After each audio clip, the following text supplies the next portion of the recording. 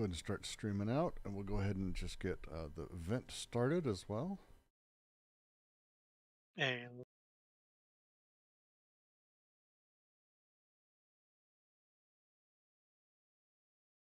How are you guys doing? How are all of you doing? Good times? Oh, yeah, not bad. How are you? Yeah, surviving. It's been a long day, but surviving. Oh, Now recording. Excited to get into some anti-Oediping. okay. Should be good. Should be good. Should be fine. Be easy. Should be just, the most difficult parts of the book made simple. That's all we're doing here.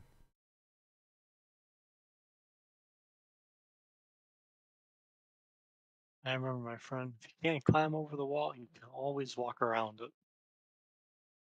However you want to phrase it. However you want.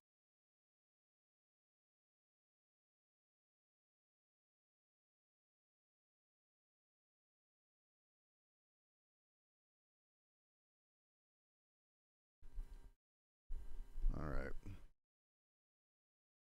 In theory, we should be running okay now. How exciting is that? How's everyone doing, by the way, on this lovely, lovely Tuesday? Not Hey, everyone doing well. jumping at once. I'm doing good. Good. Doesn't Excellent, appear to be excellent. thunderstorm today, so that's good. Lovely. We'll give everyone a moment or two to join up as we get running. We'll see what we can get going. See. So I had us, Jack and I have us, 209.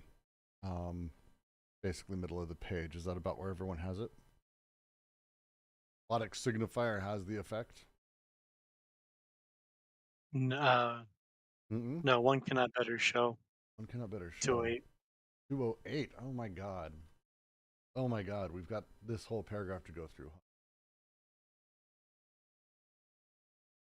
Yeah, but I mean, it's dispatch signifier either way, so I mean. It is, but it's, I was hoping we'd made our way through that. That's fine. We haven't yet. We will. We will. It'll be wonderful and exciting. Sure. All right. So the short version of today, and I'll jump into the intro in just about 2 seconds. We'll make sure everyone else gets a chance to join before we dive in. We are continuing to make our way through the inscription of the despotic, the way that despotic overcoding functions, the way that functionally we start running into some very different ways that paralogisms and desiring production are affected.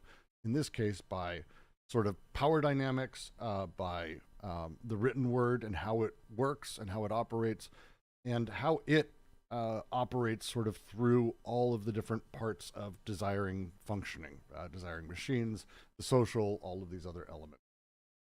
So as we make our way through all of these fun, super fun things, the way that we're going to be getting through this, and I'm going to probably have us do a little bit of recap and then move forward. But we're about to get into some really hardcore Lacan shit as well. So if any of you have the ability to sharpen your Lacan shit, you feel free to do that and let me know as soon as you fucking do, because we will need it. Beyond that, how's everyone doing? Thank you for joining us today at the Quarantine Collective's ongoing reading of Anti-Oedipus. Interminable practice of life it is. We're on our third time through. We're on our way through 3.7. And we are in the middle of page 208. Before I dive in and I begin sort of reading through this next paragraph, which I think we can just go straight to, does anyone have questions or notes about last week? Any issues, any things that are sticking out for you that you want to get through?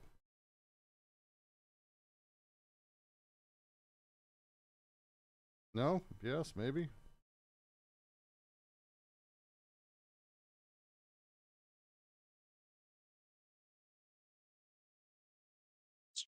It's a great day for the DGQC. There you go. All right, then. I guess I'll just dive straight in. And we'll just get to...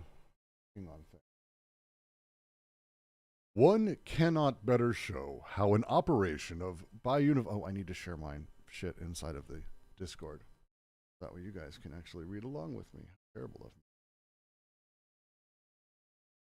The mutiny. I know, it's awful. Should be running, though. Everyone should be able to see it. There we go. One cannot better show how an operation of biunivocalization organizes itself around a despotic signifier, so that a phonetic and alphabetical chain flows from it. Alphabetical writing is not for illiterates, but by illiterates. It goes by way of illiterate, those unconscious workers. I swear to God we read this last week, Jack. The signifier implies a language that overcodes another language, while the other language is completely coded into phonetic elements. And if the unconscious, in fact, includes the topical order of a double inscription, it is not structured like one language, like two. The signifier does not appear to keep its promise, which is to give us access to a modern and functional understanding of language.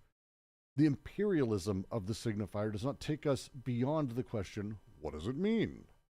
It is content to bar the question in advance, to render all the answers insufficient by relegating them to the status of a simple signified. It challenges exegesis in the name of recitation, pure textuality, and superior scientificity. Like the young palace dogs, too quick to drink the verse water, and who never tire of crying. The signifier. You have not reached the signifier. You are still at the level of the signifieds. The signifier is the only thing that gladdens their hearts, but this master signifier remains what it was in ages past, a transcendent stock that distributes lack to all the elements of the chain, something in common, or a common absence. The authority that channels all the breaks flows into one and the same locus of one and the same cleavage. The detached object, the phallus and castration, the bar that delivers over all the depressive subjects to the great paranoiac king. O signifier, terrible archaism of the despot, where they still look for the empty tomb, the dead father, and the mystery of the name. And perhaps that is what incites the anger of certain linguists against Lacan, no less than the enthusiasm of his followers. The vigor and the serenity with which Lacan accompanies the signifier back to its source, to its veritable origin, the despotic age, and erects an infernal machine that welds desire to the law, because everything considered, so Lacan thinks, this is indeed the form in which the signifier is in agreement with the unconscious, and the form in which it produces effects of the signified in the unconscious. The signifier as the repressing representation, the new displaced represented that it induces, the famous metaphors and metonymy, all of that constitutes the overcoding and deterritorialized despotic machine. There is so much said in here. We're not going to be, just for everyone to be aware, we are not going to be sitting here and having a conversation about explaining Lacan. We are, like, literally, I don't think it's possible to do that inside of 2 hours, let alone inside of, a few moments to help you understand this. I'm going to be making statements about some stuff with Lacan that I think you're going to have to just sort of take on faith. And if you need, I can refer texts. But and I think that's the only way to make it through this, because this is, as the paragraph ends, this is a discussion sort of in response to, but also critiquing, but also cheering on Lacan. So it's deeply complicated here. So I think the best way to go through it, maybe for this one, is actually just to go through and talk about some terminology and then get through point by point. Because there's a lot said here. Jack, does that sound good to you?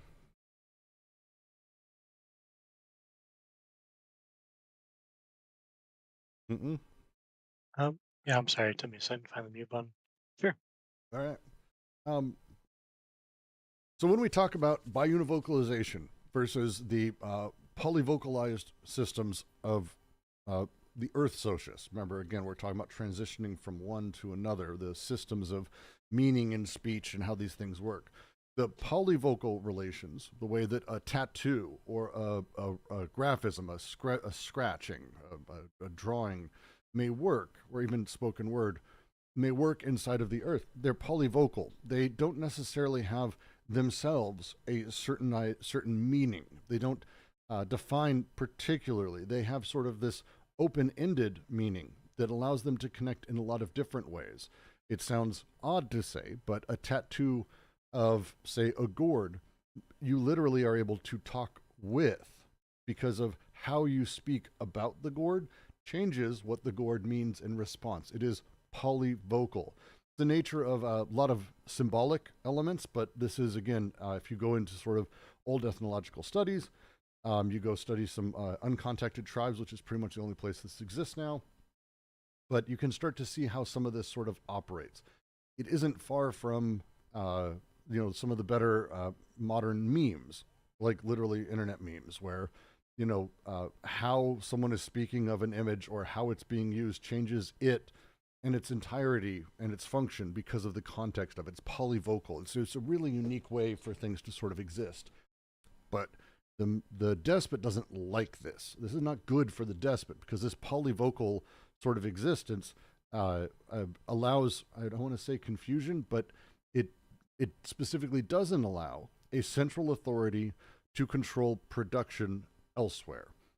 If things are polyvocal, if a symbol is shown, or if writing is shown, or if someone speaks the word of the despot, you can't have it be contextual. It has to be direct from the mouth of God himself, almost, that you are to carve marble, you are to mine silver, you are to build a wall. These things can't be interpreted. They've got to be directly seen. So biunivocalization is necessary for this to sort of begin to emerge. How we get there is the formation around this despotic signifier. So that way everything, as they say here, phonetic and alphabetical chains flow from it. This is Lacan's master signifier. They're very much taking from that. It's not to sort of speak of and say that they're 100% on board with Lacan's master signifier, which is, to put it very simply, it's a symbolic element through which all other signifiers find their meaning. Everything else, all chains flow from the master signifier. Lacan actually has some really good talks he gives on this in Acretes. But again, Zizek, I think, does it maybe better than anyone. In the book, Everything You Wanted to Know About Lacan But Were Afraid to Ask Hitchcock, or vice versa, one of those two. Phenomenal book that really goes through the master signifier and sort of how it plays out. But again, it's easiest just to think of it as the single point that being the despot, being the despotic signifier, being the master signifier in Lacan's words, all the other signifiers get in line and they are connected to it only. It's the master signification, controls all the other elements. This is what this paragraph is really going over, and actually a great deal of the work through this. Before I move on, does that, what I've said so far, make sense generally? Is that flowing with people? Is that okay? Cool. All right. How to say? I'm going to skip over that. I'm going to skip over a couple sentences. We may come back to them. There's a little bit of poetry in this. Alphabetical writing, not for illiterates, but by illiterates, goes by way, those unconscious workers. There's a lot being said there, but it might be best to come back to it. The signifier, which is the, as we talked about it in the previous, we go back to the previous paragraph where the Akkadian comes along and asks the Sumerian master, what is this sign? Sumerian replies, that's A. Oh, the sign is now A. And this changes everything. There's no longer a relationship between the sign and water. Now there's only a relationship between the sign and A. This is sort of the first signifier. This is the signification. The relationship has sort of been made there. This play that's happening here, this signifier here, implies a language that overcodes another language. As we just saw, we just talked about the previous, the Sumerian and the Akkadians, and the way that their language works. One has to overcode the last. The spoken word, oh, that's water. Oh, okay, that sign is water, not that it's water. Now we've got that relationship. Now we have the signifier that is overcoding another language. Well, the other language is completely coded into phonetic elements. This is what they just talked about in the previous paragraph. And if the unconscious, in fact, includes the topical order of a double inscription, it's not structured like one language, but two. This is the way that the spoken and the written work together.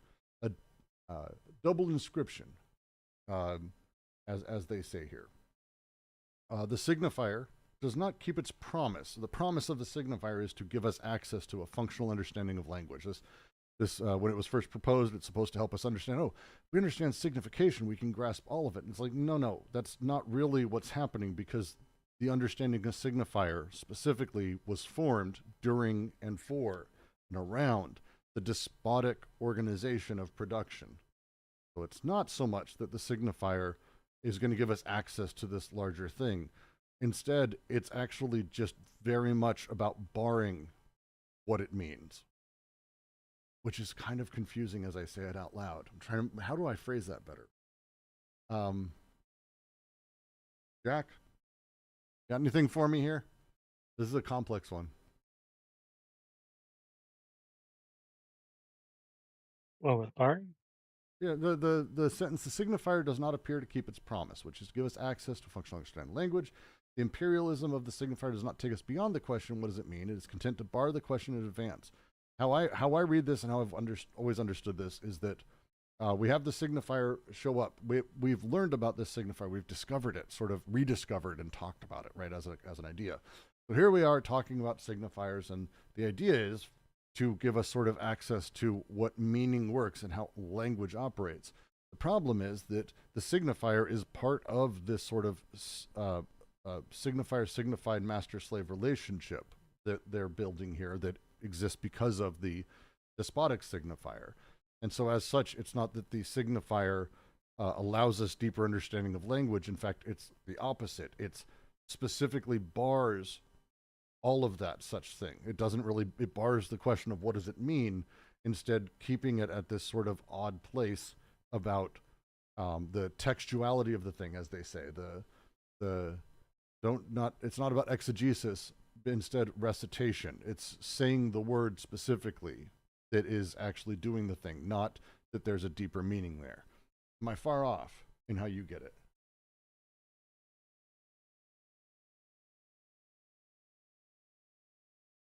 No?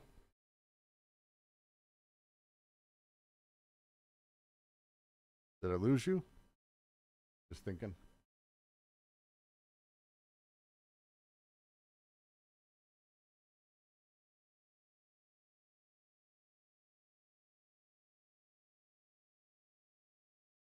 No? Jack, are you there? Can everyone else hear me? Am I disconnected from the internet? I can hear you fine. Okay. Hell, I can't tell what Jack's up to. That's okay.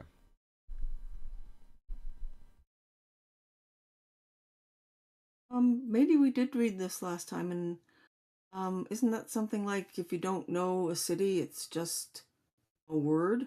Yes. And then there's one of the things they're kind of helping us get to is a step a little bit more where there's what is the meaning of the word? And that's kind of not how this operates, is kind of their point, that it's not about giving us that thing. What is the meaning of the word? What does it mean? Instead, it's basically turning everything into this signified that requires this other element. The master signifier is ultimately this transcendent element that links everything that's required as part of it. Okay, so it's like you've got this word, but you have to go up and look in this big master signifier dictionary to find out about it? Yeah, so to read from Holland, which I think might help. What is distinctive about this system of inscription, and he's talking about the despotic, is that the independence of voice and graphics, characteristic of the savage, disappears. Writing aligns itself now on the voice, but a voice that is crucially absent. This imperial domain is too large to be governed in person, so the state administers via written decree. The one subsystem of inscription has now become the signifier of the other. Writing moves into a position of visible dominance in practice, but becomes subordinate to the absent voice that it merely represents. This is the shift that they're kind of talking about, where yes, we say a word, but even if we write a word, the written word doesn't mean anything itself. It's now about the voice that it is representing. I write something, it doesn't exist independently of the voice, and by having that, it necessitates the master or the despotic as part of that process. Does that make sense as I'm saying it? Go ahead, Jack. There you are. Hey, welcome back. Yeah, I caught up. Second time today. Yeah, it's two inscriptions in tension with each other, right? So, like, the inscription of the earth is in tension with the inscription of the despotic, right? Because the new alliance and the extended filiations are, um, they're tense with the general filiations and the general alliances of the earth, right?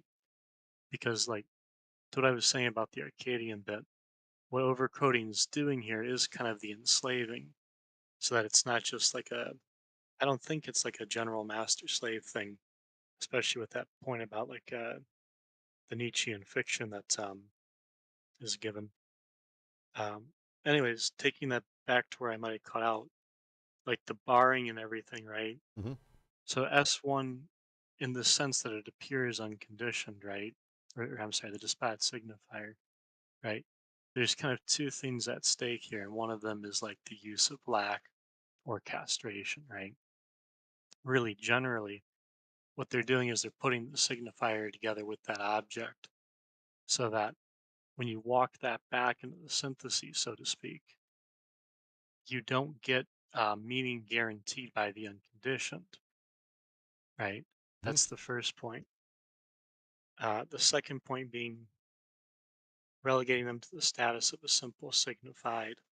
So, like for Lacan, the priority is signifiers. In this sense, that point about meaning is going into the signified. So, by using a signifier in this way, it ends up taking us back to the signifieds we don't get to. So it's keeping a split between the signifier and the signified, and saying that this is not something that is like a hand waving away of the question. This is a way in which the meaning itself bars itself, so to speak, or like forecloses itself, to use a different term. It forecloses and presupposes, because when we're talking about the master signifier or the despotic signifier, as they call it, the need to understand anything requires an understanding of the master signifier. Like, you don't get to sit around and go, I wonder what this thing means. Again, exegesis takes second seat. It's in the back. Instead, it's what does he mean? And what is meant by this is not asking what the word means. That would be the signifier. That's their joke that they make sort of at the end here. You haven't left signifier. You're still in the place of the signifieds, because ultimately you have to ask or be more concerned with the desire of the despot, for example. If again, to bring it back to sort of how we got to this point, the despot is sending out language notes. They're sending out written words, decrees from on high to all of these parts of their kingdom. And this is fairly new. So again, this is not something that happened inside of, prior times. So now something's read aloud. Your king wants you to do X and Y. You don't get to sit around and go, I wonder what X and Y means. That's not how it operates. Instead, you've got to ask, oh, what does king mean by X and Y? That's the big shift. It's no longer what contingently is meant by it, where you can go, oh, X and Y, yes, in this situation, in this place, with these people around us, which is, again, the old way. Now it's, what does he want? What does the king say X means, Y means? What does he mean by mining? What does he mean by producing X, building a wall? It's all about his desire overcoding yours, basically. It's these elements being completely overcoded by this master signifier or despotic signifier, as he said.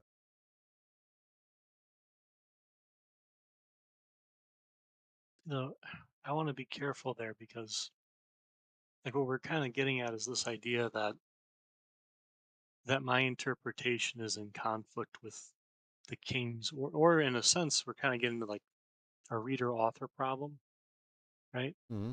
That semiotics kind of functions a little bit differently, right? Because the signs don't work based on the author themselves, right? They, especially in this context, right? They do what they do and they mean what they mean by virtue of the syntheses, right?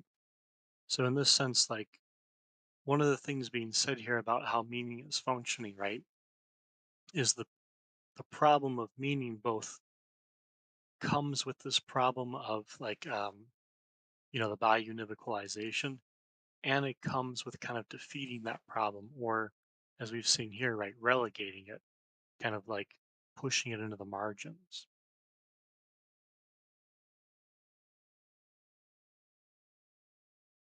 I Yes, I to me what they're doing here is a push very specifically to say, instead of, like, as a response, this is a bit of Guattari and his writings, Deleuze too, having sort of a response to the idea that desire requires a master signifier, which is Lacan's sort of core thesis.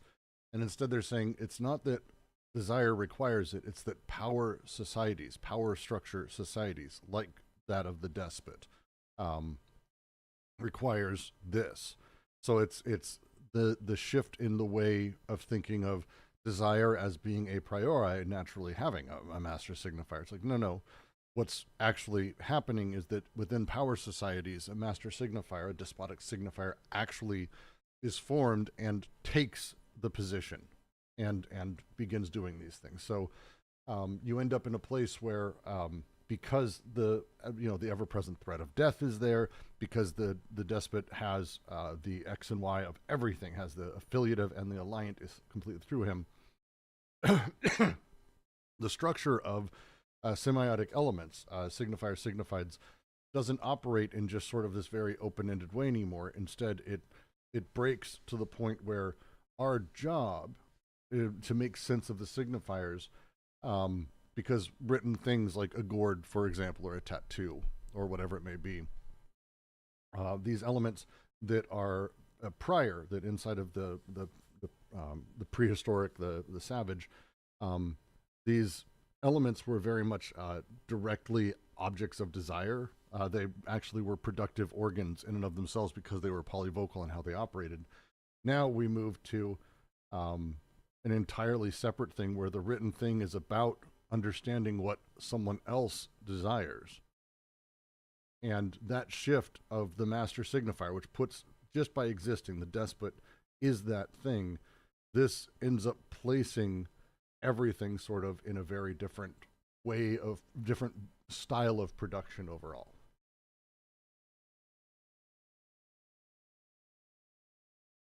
Yeah, I see where you're coming from.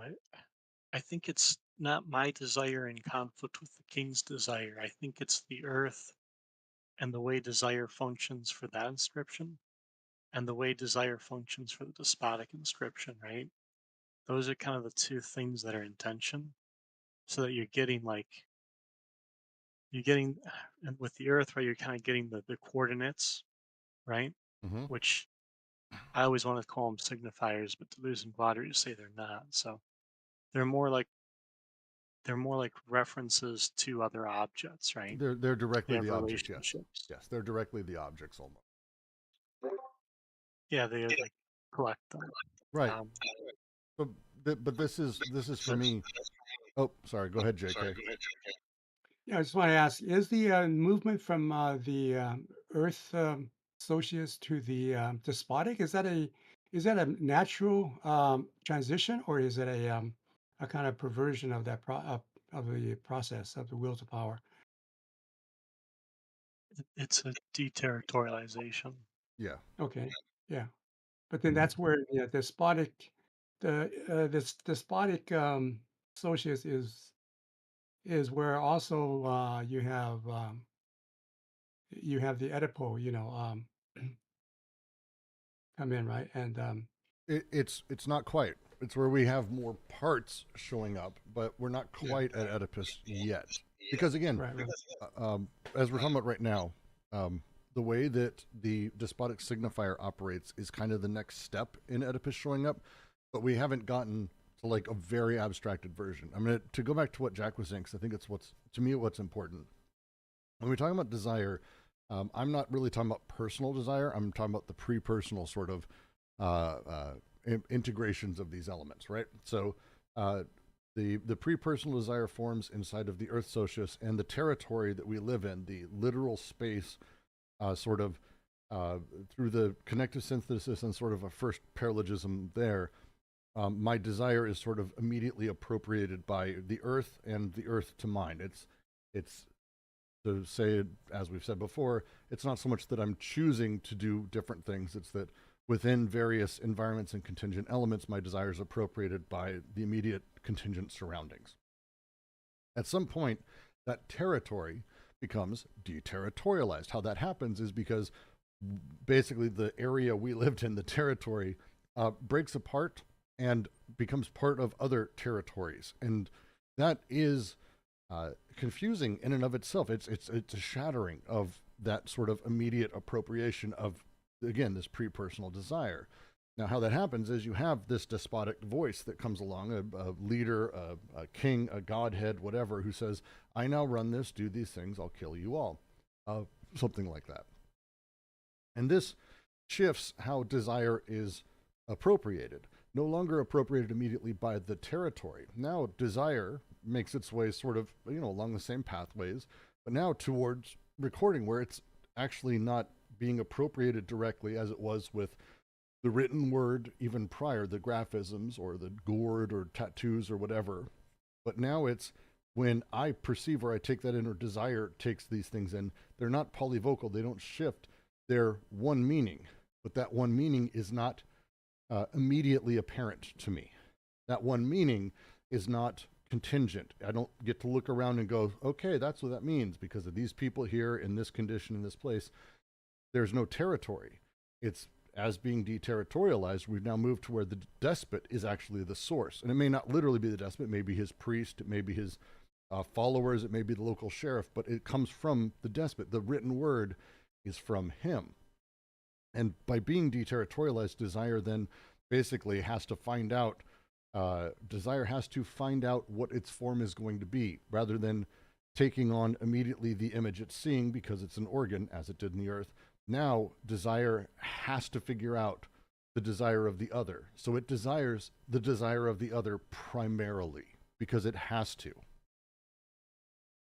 This is, again, pre-personal. So at the edge of it, I want what the king wants. Because I think what you're getting at is like the big other for Lacan there, right? That's what I think he's going for here. It's a master signifier, which it's similar. It operates a little differently. The big other is sort of the large at large, more capitalist version of this. And I'm maybe I should be careful about how I phrase it. But the master signifier, what that is and what it adds to every signification within its chain is it's everything. And it's a little bit outside of our control and power, but it's sort of wink, wink, understood. We all get it. And that thing that the master signifier does is really fucked up. It's the anchor of all meaning within any given symbolic order, right? So this thing, which is a sort of pure signification itself, doesn't really have any content, but it organizes everything else around it. It organizes meaning, it organizes the signifiers, it sets it all up. And this gives everyone involved, everything, an identity and an ideology and a social order of these elements. It sort of works together. It's how we find consistency. I don't know if they're talking. I don't know if the despot is the big other though. But I'm only talking about the master signifier. I haven't really brought up the big other. It's similar, but it doesn't do the same thing. But you're making the point that there's like my desire, and that what the master signifier does is it makes me want my desire to be what someone else's desire is, right? Sort of. And maybe I am personalizing it too much, and that may be more confusing. The way I would probably better phrase it is that the way that writing and everything works now is that I have to, a desire has to ascertain the source of meaning in its process. Well, hey, let's take a step back for a minute. Like, Okay. so if we just kind of like, what if it's not the big other here, right? So what if it's not a question of desire figuring out um, what something else's desire is, right? Mm-hmm. So like a kind of superego problem. Um, what if it's a question of desire using itself? So using desire, desire using desire to basically create for itself a means by which it is cutting itself off in a sense, right? So that by creating this tension through overcoding, right? Mm-hmm. Desire is keeping itself productive, and yet it's repressing itself from, um, we'll say, forms of deterritorialization here.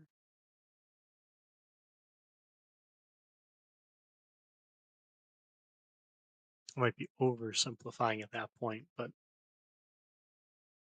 the difference I want to highlight there is it's desire acting upon itself so that it mates its own transcendence, right? By misusing itself nonetheless. But it does so through itself. Whereas I think with the big other, I think that stuff fits into this, like they said earlier in chapter 2, I think it was, where like, and it's this paralogism too. So we're doing this in the right context. Mm-hmm. Um, the symbolic and the imaginary kind of follow from the misuse of the second synthesis, right, as poles of it.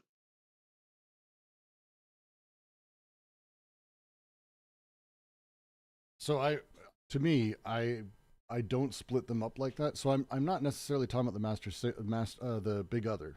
I think there's maybe some connections to what I'm saying there, but very much I'm saying that the nature of the master signifier, the way that signification operates now, is the written word and how it's connected to the voice changes things. So that way, as you're reading, I think you can sort of see some of this just by reading text on goddamn Twitter or anything. The nature of as you read, the way that you process things, to get back to the point where what is the signification of this? Like, no, we're not there yet. We're at the signified still, because ultimately, the thing doesn't mean anything itself unless you have the master signifier. This is the thing they're quoting from Lacan. This is what the master signifier is. This is the power structure in language that Lacan discovered that they're saying isn't this sort of a priori thing, but is instead actually just the nature of power structure societies. And that's, I think, what they say the line here. Lacan, no less than the enthusiasm, the vigor and serenity with which accompanies the signifier back to its source, to its veritable origin, the despotic age, and erects an infernal machine that welds desire to the law. Because everything considered, this is indeed the form in which the signifier is in agreement with the subconscious, the form in which it produces effects of the signifier in the conscious. It's not forever, but it is welding very particularly words and the law. And that welding of things is the introduction of the master signifier. This is the signifier, again, introducing that next part of Oedipus, as the repressing representation, the new displaced represented that it induces, the metaphors, metonymy, all the constitutes the overcoding and deterritorialized despotic machine. Does that make sense?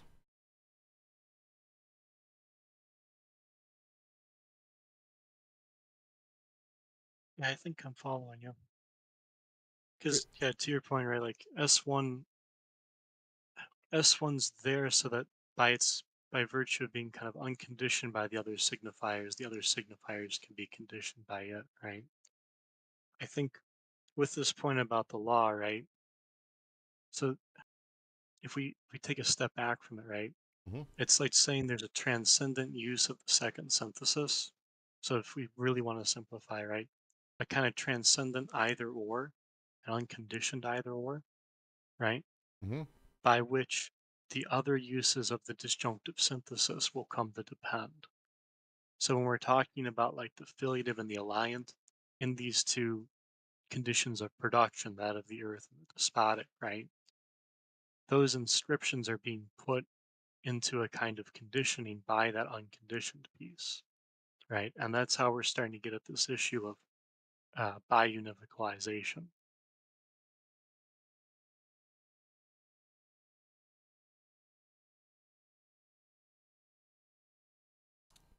Yes, I would say so. Yes. Again, um, I think for now it's their universal history of this is intended for us to look at how desire pathways are forming, and to sort of think of desire as this emergent thing that ultimately folds back on itself in various ways. In the earth socius, it is as desire goes out, the territory, the direct sort of lived experience that it's connecting with, and the brutality and seriousness of everything that's happening sort of immediately folds. It's within the first, like, we're not making our way all the way through all the connective syntheses, where it's like right there, slam, it's done.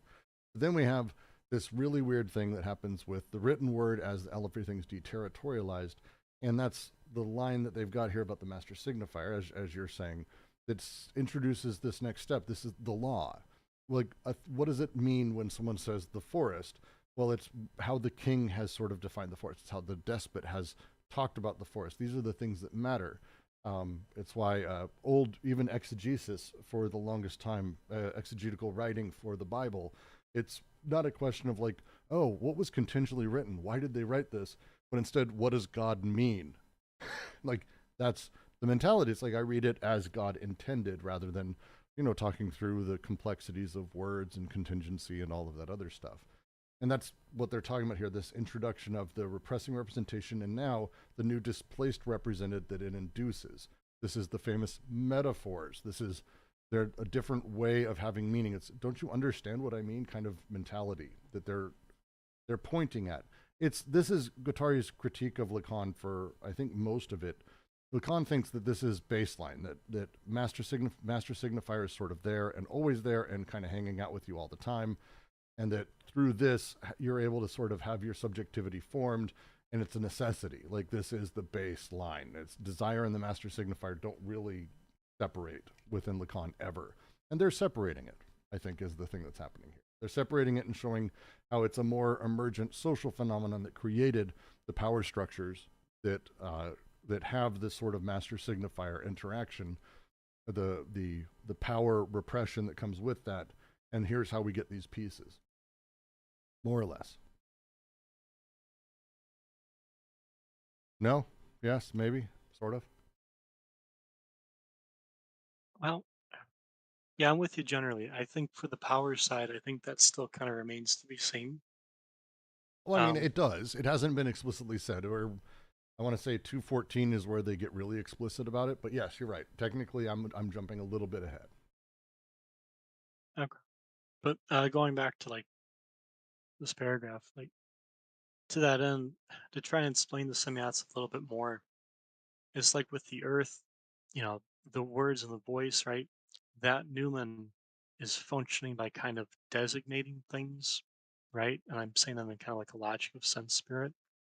The signs or the semiotics designates there, we might say. As we're dealing with what's going on in the despotic, right? Signs are being introduced into relationship with that. And that's how they're getting at this point about overcoding, by introducing signs into that kind of designative function. Again, simplifying it a bit. Yes. I think I get that generally. And actually, I think this discussion was really good because I think it may have actually helped us skip past having to go through every step of this paragraph.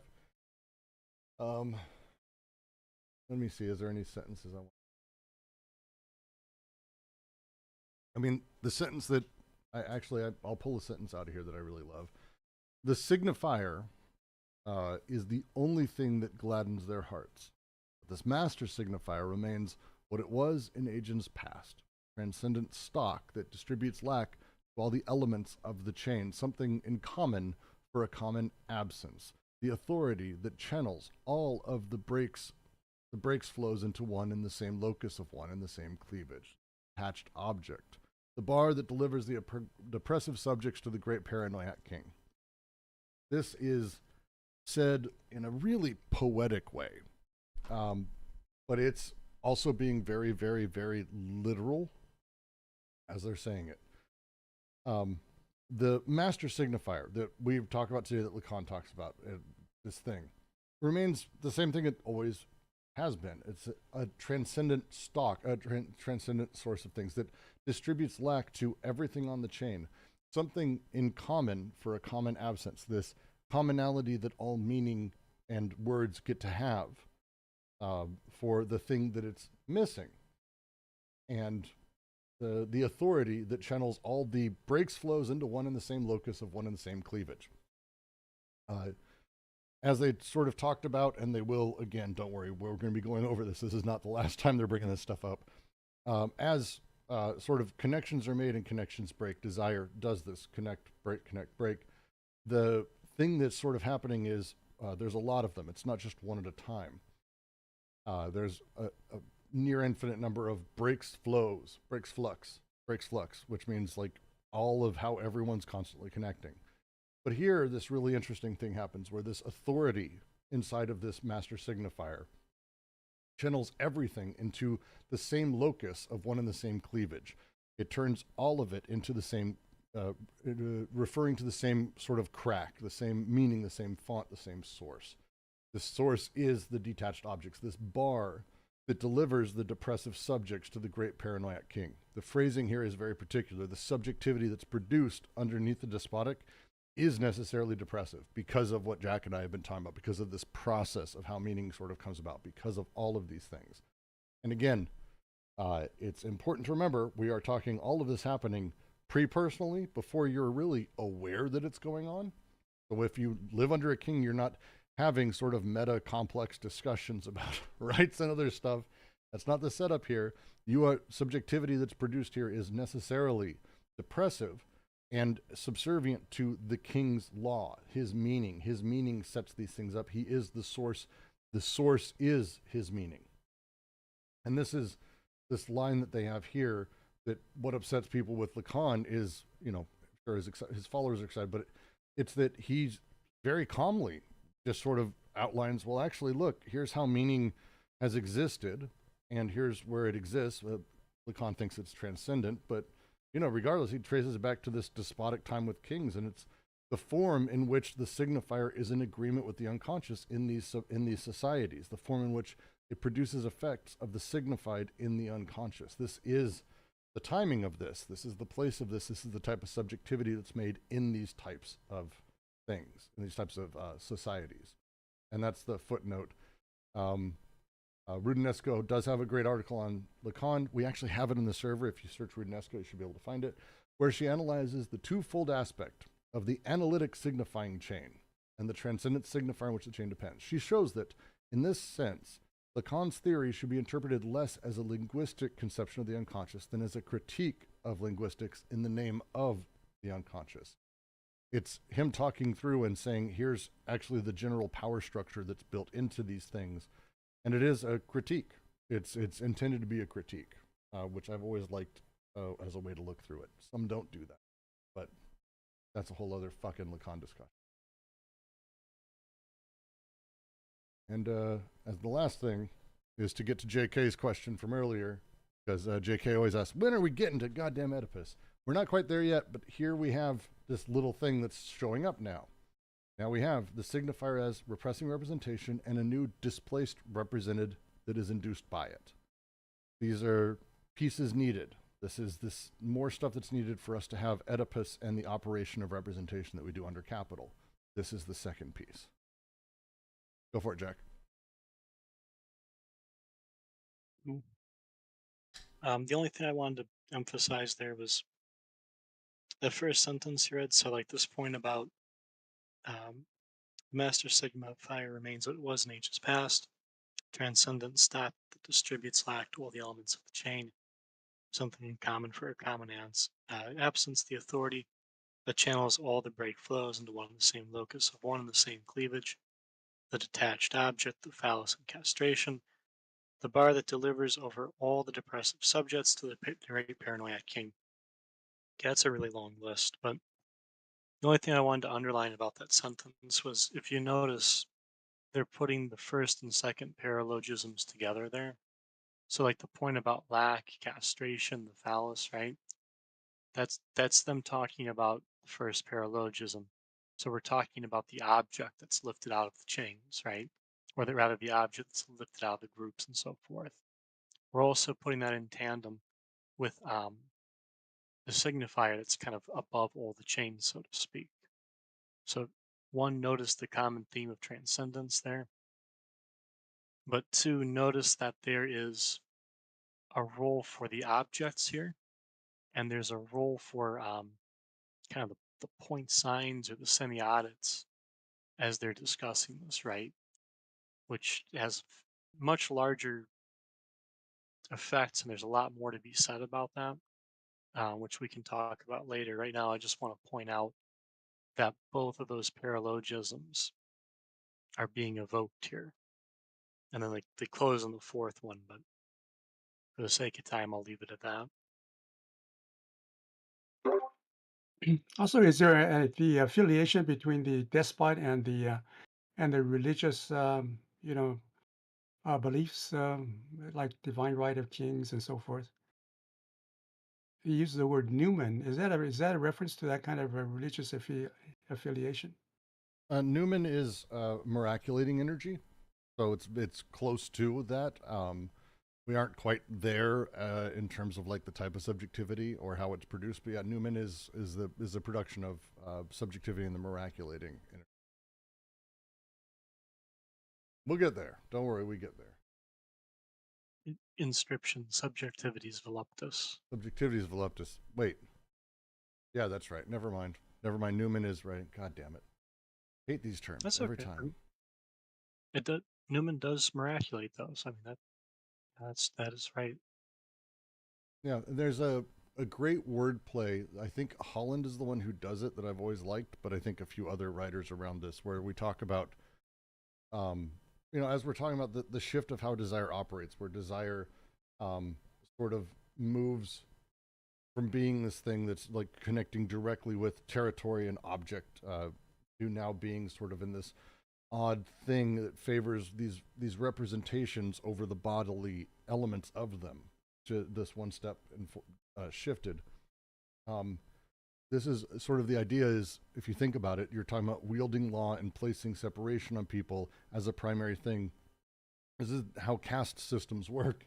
And Holland has always used the term castration here to talk about sort of the shift of how desire operates and why castration is sort of considered in this, because we are sort of moving into a different type of social subjectivity. I've always appreciated the pun. It's just a very deep cut, sadly.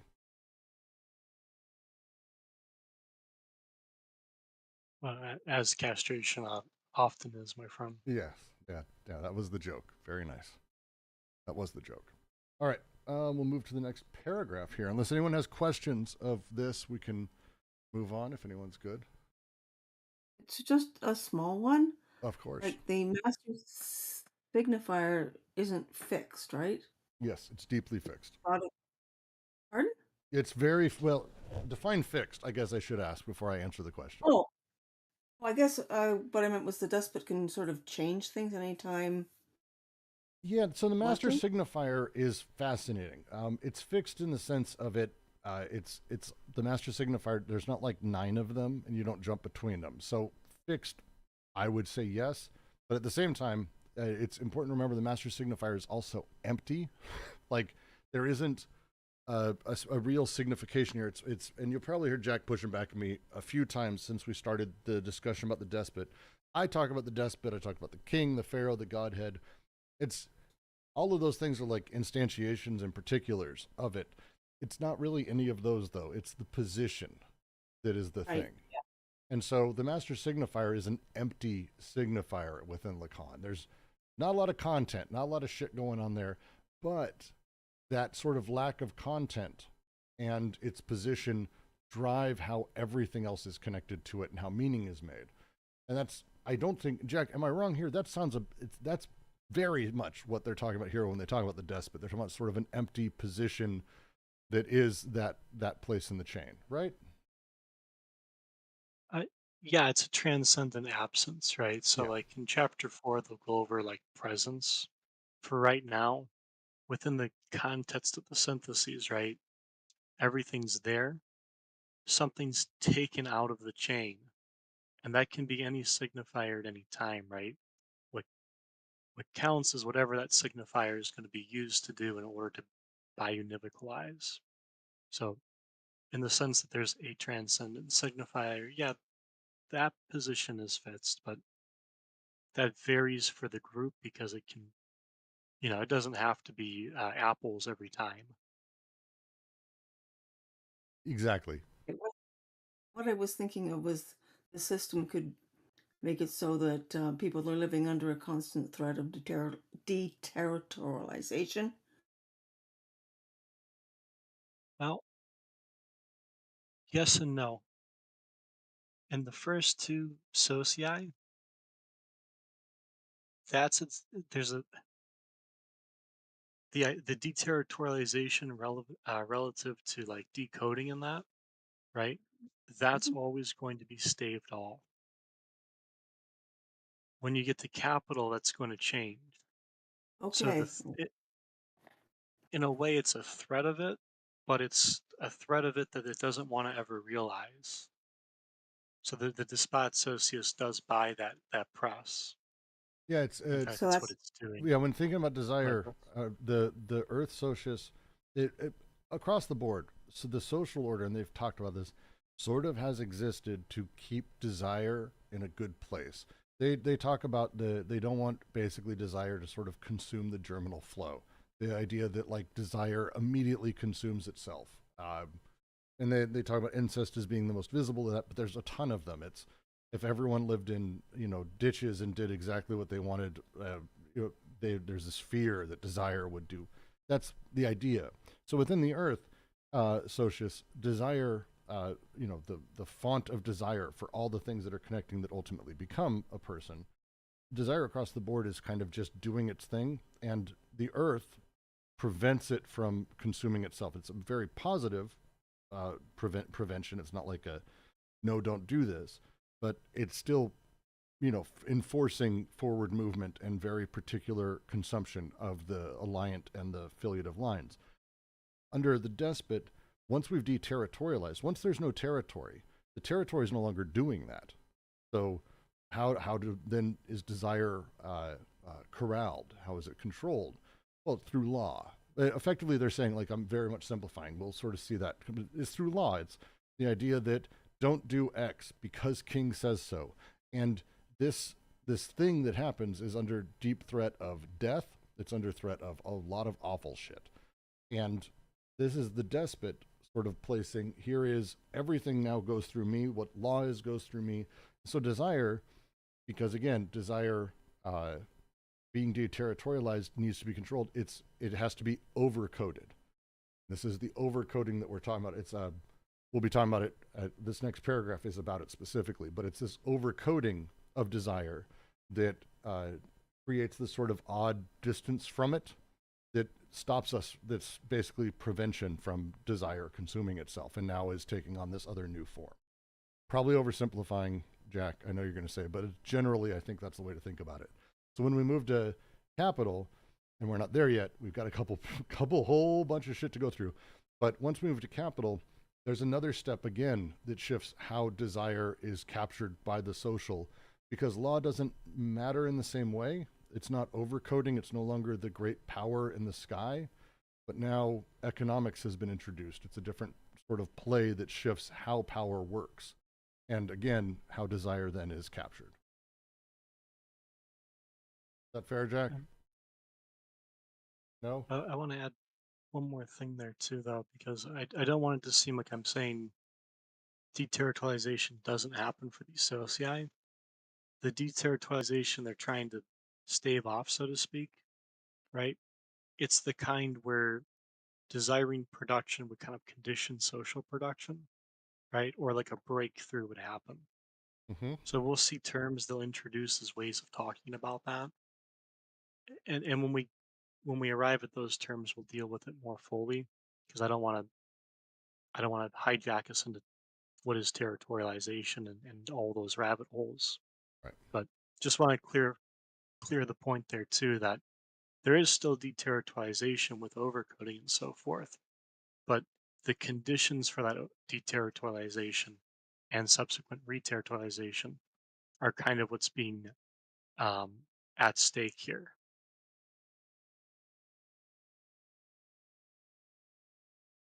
Yeah, I think that's fair. Shall we continue? Because I think the next thing gets into that too. I'm just going to continue.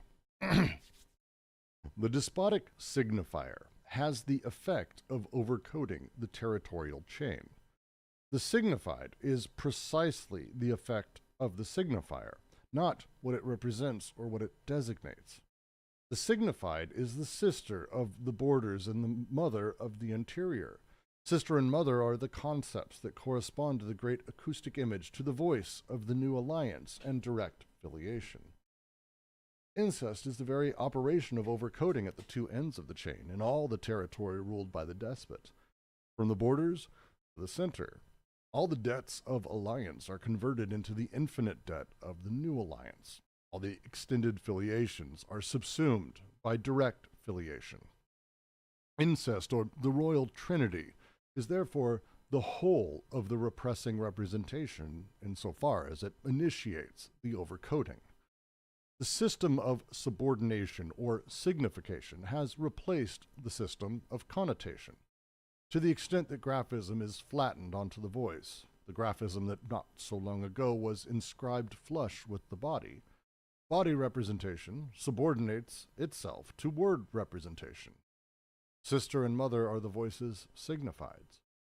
But to the extent this flattening induces a fictitious voice from on high that no longer expresses itself except in the linear flux, the despot himself is the signifier of the voice that, along with the two signifieds, affects the overcoding of the whole chain.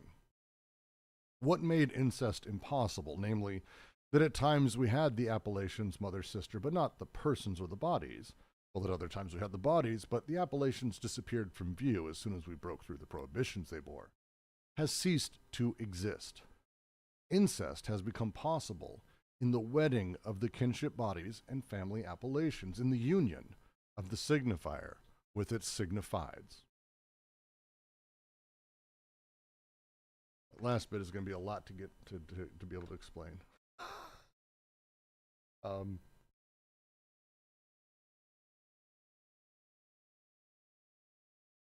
I'm going to actually I'm not going to even analyze. What do you guys want to go over here? What do you want to discuss? Do you have any notes?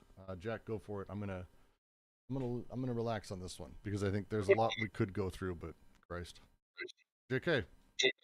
Yeah, so the signifies are the sister, mother, meaning that anybody within the family or is within bounds for the despot, and so that means that incest is possible, right? And that he has this power to overcode and to subordinate, right?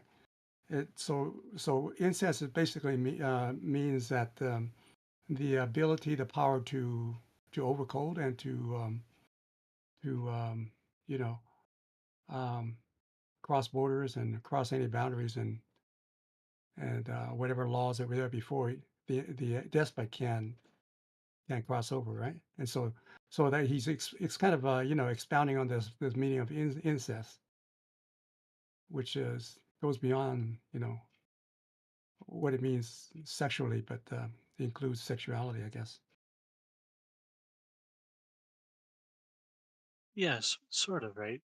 And to your point, yeah, remember sexuality for D&G is production itself, right? That's jumping out of chapter 4, but yeah, to your point, it's it's not so incest is the limit of production in the earth, right? And what it does is it creates the gap between the intensive use of Newman, right? Which is what we were just talking about in terms of like the way there's designation, so to speak, between the semiotics and between um, the flows and objects, right? And Newman is doing the filiative and the aligned work there. Um, and insofar as it's intensive, it's ambiguous, right? The point signs are ambiguous. So we might say they're kind of inclusive in that sense. At the extensive, right, on the other side of incest, they become exclusive, right? And this is where you have the tension in the disjunction for the earth, right? That's the general sketch of how incest functions there. Now, because the writing and voice, right, they correspond to uses of Newman, right, to the filiate and the alliant. Because here they're only kind of designated, as we're saying, right? In that sense, they don't. So one of the things Deleuze and Guattari here are saying, right, they don't quite stand in for the bodies fully, right? And that's because they have an independence from each other. What's changing with the despotic, or at least one way to start to begin this paragraph, is the despotic is now saying we can transgress that limit, right? And we can do that through the subordination of writing through the voice, as we've discussed, right? And that creates this kind of pool shot where not only does incest become possible, right? But that incest in itself, right, creates new uses of the disjunction so that you have the new alliance and the extended filiation, right? And this is how that use of it, that use of the synthesis, is going to provide us overcoding, right? So that this stuff sits on top of the designative I was sketching out, so that the signs kind of sit on top of them like bricks, as D and G say. I So just real yeah. quick. I just want to add. Sorry, But JK. Um, the way and I maybe I'm oversimplifying, but the way I look at it is, within the Earth socius, we have this odd after image of incest, and it's not really a prohibition of it. It's just an image of incest that's created sort of as a byproduct of how just the society's operated. People just didn't do this because of a bunch of different social reasons. I had an edict to go out and connect with other tribes, other groups, other families, other affiliative lines to be alliant with. To consume my own would be damaging for my tribe. So it's less of an outright prohibition as a thing, and also less of a thing, but more of a sort of positive after image that is sort of left behind. This shifts because now the despot, because all alliances and affiliations are now through the despot ultimately has access to everyone. He can fuck anyone he wants. And it's not so much even that he fucks anyone he wants, but that they're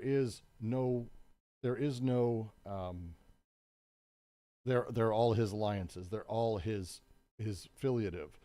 Suddenly he has access just to all women and all men too.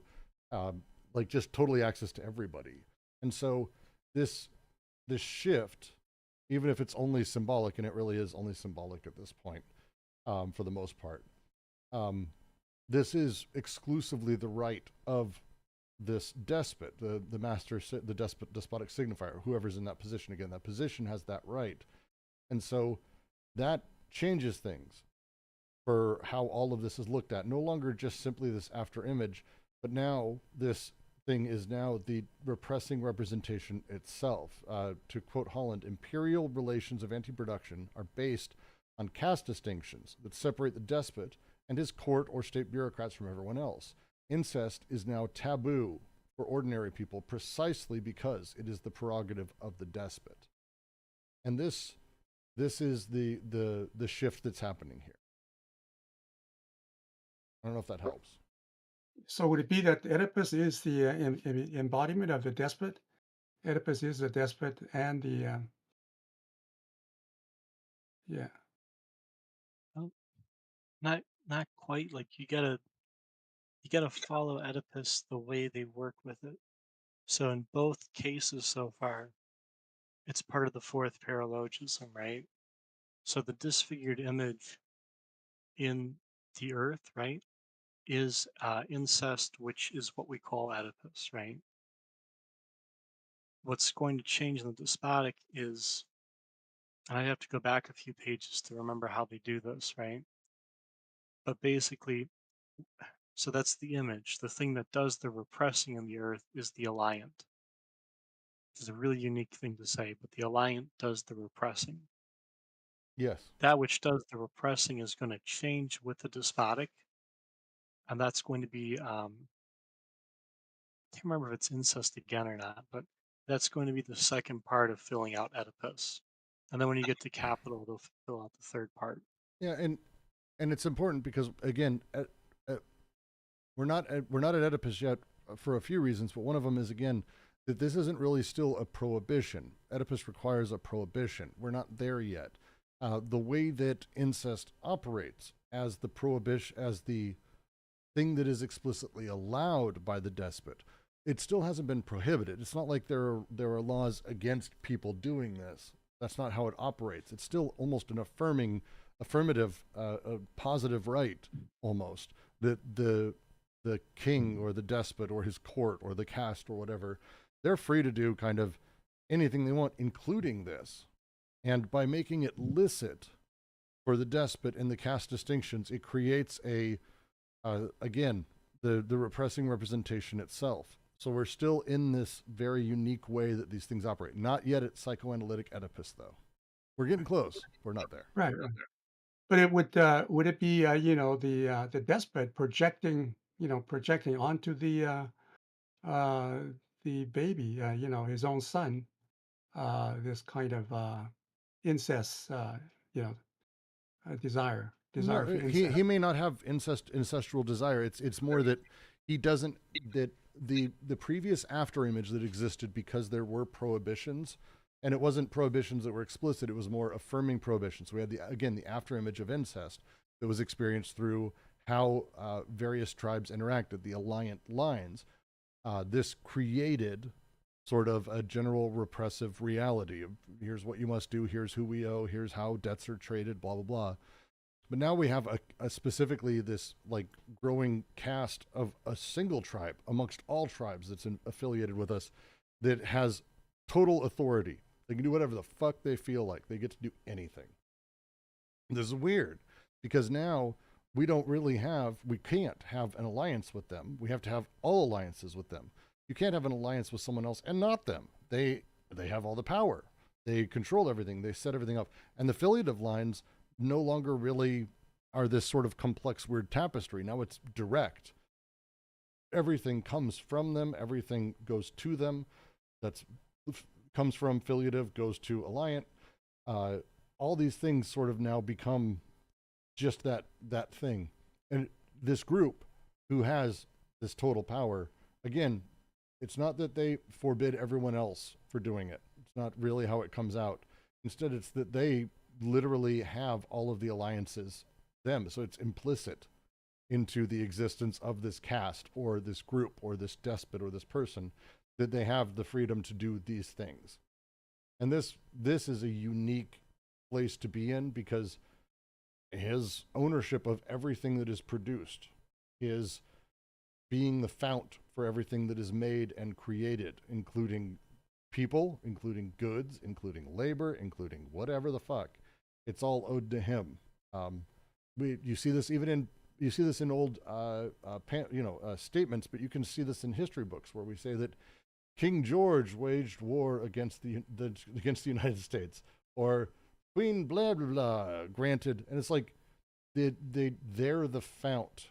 They're the one everything is done for and everything is done by, and that shift is the change in here. Again, we haven't gotten to the prohibition, which is coming. Don't worry, but we're still in this odd place where we have this depressed subjectivity now that's created because you are aware that you exist in this place, and all of your meaning is made through this sort of direct appeal to authority, this larger group, the despot, and what they want, what the despot exists for. And his meaning comes all the way through all written word. I don't want to jump too far ahead. I'm kind of trying not to jump ahead because the next like 4 pages goes over this a lot, so it's kind of tough. Go ahead, Jack. Yeah, so to prepare for that, I think we want to peel this back a little bit more because, so like in a sense, right, what they're talking about are how, if you really want to simplify it, how semiotics relates to things, right? Words and objects, if you want to really break it down. But generally speaking, right, like what they're getting at is like these points about incest, these points about the mother and sister and so forth, right? We're dealing with how things in Newman are changing and how they're changing in such a way that incest has to be understood through that synthesis. And so as to understand how that change in the second synthesis is affecting things in the first synthesis, hitting the bodies themselves now, right? Because in a manner of speaking, when incest was impossible for the earth, right? It's not going to hit the bodies, right? Because it's impossible for Newman and so forth. Now we're saying that's changed. And I think understanding that, at least so far as they're sketching it out, can be really helpful here. As opposed to like, I fear we might want to go straight to like, what is the king actually thinking, right? When he looks at the baby. Um, I think it's more like how are the affiliative and how are the production of affiliation and alliance changing, right? Relative to the two conditions.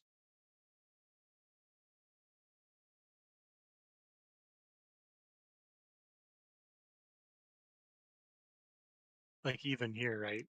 The signified is precisely the effect of the signifier and not what it represents or what it designates. And it's not the referent, right? The signified is the sister of the borders and the mother of the interior. Notice that it's the signified itself that's at stake there.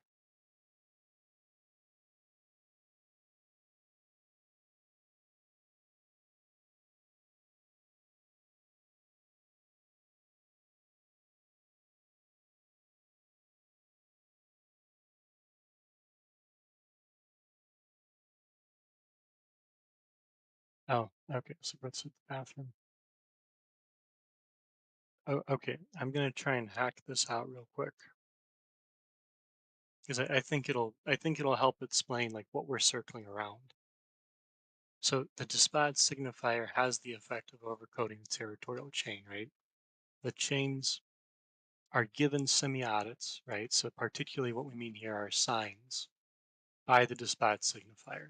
So it enables the signifiers, it enables the signifieds, right? And it does that upon the chain. The signified is precisely the effect of the signifier and not what it represents or what it designates. So the signified is effect to signifier. The signified is not what it represents nor what it designates. So notice here it's something onto itself. It's not, signified is not necessarily that thing it designates. So the thing in the world, the referent, if you like, something altogether self-contained in a manner of speaking. That's signified, right? And remember we just got done saying these are kind of closed off. It's the sister of the borders and the mother of the interior. So we're talking about limits, right? Sister and mother are the concepts that correspond to the great acoustic image, to the voice of the new alliance and direct filiation. So like we've been saying, right? Incest is the disfigured image for the earth, is nevertheless being corresponded to the voice for overcoding. So we're talking about incest through overcoding, right? Incest is the very operation of overcoding. And I think this is what you were getting at, JK. incest is the very operation of overcoding at the two ends of the chain, in all the territory ruled by the despot, from the borders to the center, so the external to the internal limits, right? All the debts of alliance are converted into the infinite debt of the new alliance, and all the extended filiations are subsumed by direct filiation. So all these point signs we've been talking about, the way Newman functions for the earth, right? Those are there. And while they are limited by incest, incest also now acts to introduce signs upon them. And by doing that, right, it's going to do a couple things. First, it's going to affect the limits of production, the border and the center, right, the internal and external limits. And in doing that, it's going to take alliance and finite alliance, right, and convert it into infinite debt for new alliance. So you have the block kind of out there in the world, so to speak, and above that you have it in a kind of infinite um, semiotic way, right, as a sign. That And the is extended actually a really great way to put it. It's the infinite as a sign. Again, we've moved away from the objects of things and their graphism being very deeply connected, or even just being the thing. Again, the polyvocality that comes with that, to this biunivocality that connects to this infinite totality of things, which is something else. Yeah, I mean, their independence is being collapsed, right? And that's kind of what enslavement is for them. The independence of these two things we're discussing, right? Collapsing into dependency.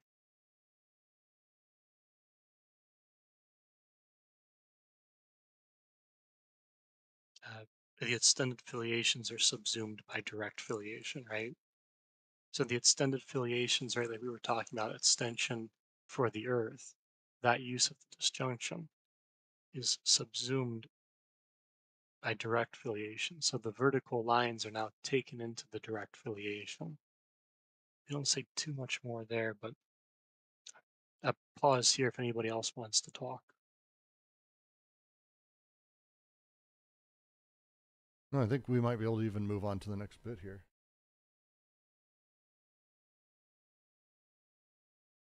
Let's hack this out just a little bit more then. I mean, the next I mean, we can. They are going to expand on this in the next couple of paragraphs. So, but go ahead. Do it relatively quick then. All right, go for it. So incest to the royal trinity is therefore the whole, the repressing representation, insofar as it initiates the overcoding, right?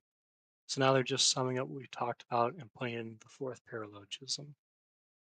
The system of subordination or signification. So notice that part about enslavement, right, or the subordination, right, has replaced the system of connotation, which is what we were talking about with like that collection and designation. This is the real meat. To the extent that graphism is flattened onto the voice, the writing is put into the voice. The graphism that not so long ago was inscribed flush with the body, so the writing that was upon the body representation subordinates itself to word representation. So now instead of the markings being flush with the body, we're saying that the body representation is subordinated to the word representation. Sister and mother are the voices signifieds. So the bodies, in a manner of speaking, depend on words now, right? They're subordinate. And in depending on those words, they depend on signifieds here. To the extent that this flattening induces a fictitious voice from on high, the despot himself is the signifier of the voice. So notice that the despot is here, the signifier of the voice, right? The person of the despot, I take that to be, along with two signifieds, effectively the overcoding of the whole chain, right? And that's the mother and the daughter. So notice that insofar as incest has become possible, it's fully semiotic here. which means it's fully through the second synthesis. As promised, I'll do this last bit quick so we can move on. What made incest impossible, that at the time we had appellations, so titles, right, or words designating people, but not the persons or the bodies. So the word and the thing are separate here. While at other times we had the bodies, but the appellations disappeared as soon as we broke through the prohibition they bore, ceased to exist. Incest has become possible in the wedding of the kinship bodies and family appellations, and the union of the signifiers with its signifieds. Because the signifiers work with the signifieds in the way that they're outlining, right? That has made incest possible here. And in doing that, what they're kind of saying, in a sense, is that we don't have to deal with taking Newman to the bodies, which was otherwise impossible. We can do it Newman through Newman because the bodies will be subordinated to that.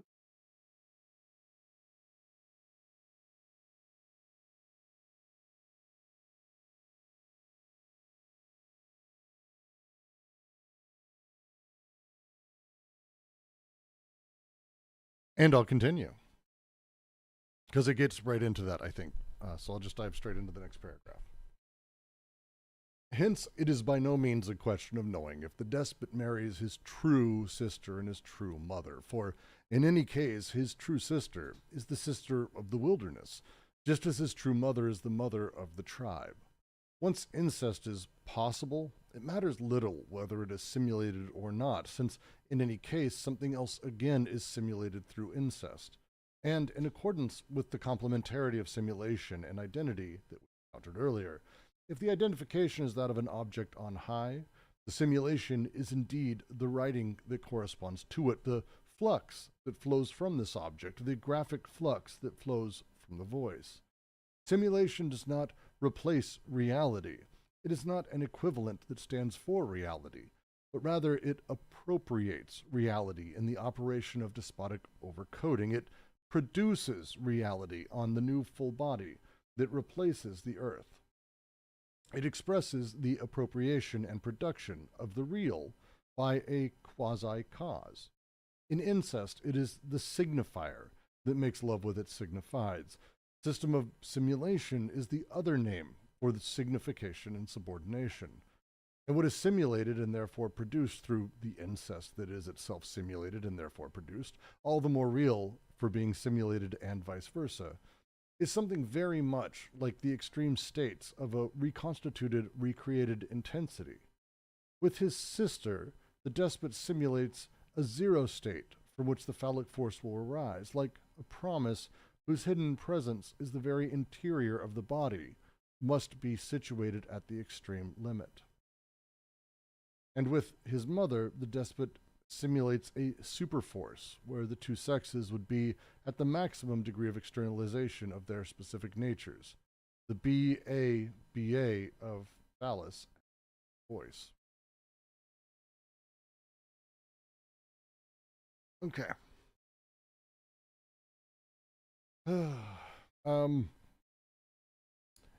Let's open up. This is not, we're still not really giving a shit at this point about whether or not the despot is actually marrying his sister. They want to get away from this idea of, like, again, us taking what we know of as incest and going, oh, so that's what they're talking about, him fucking his mom, fucking his sister. No, it's not really about that.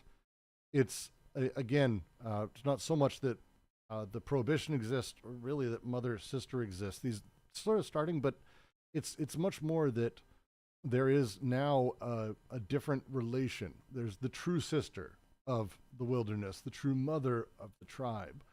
This is this movement of things. Again, we're no longer talking about the object that is represented. But I've got to see a gourd. It's a gourd of fertility. It means a billion different things in earth.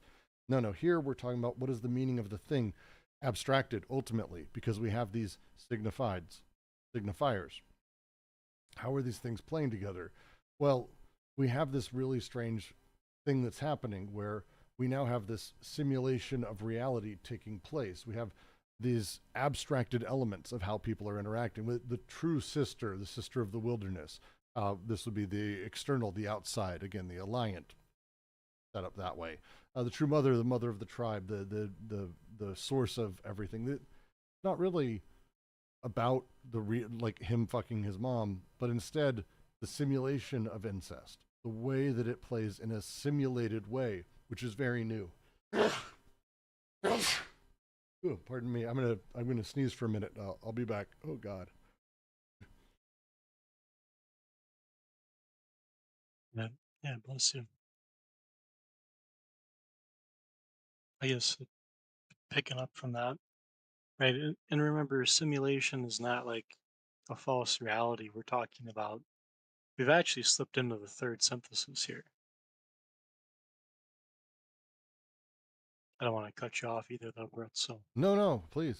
I was not sneezing. okay.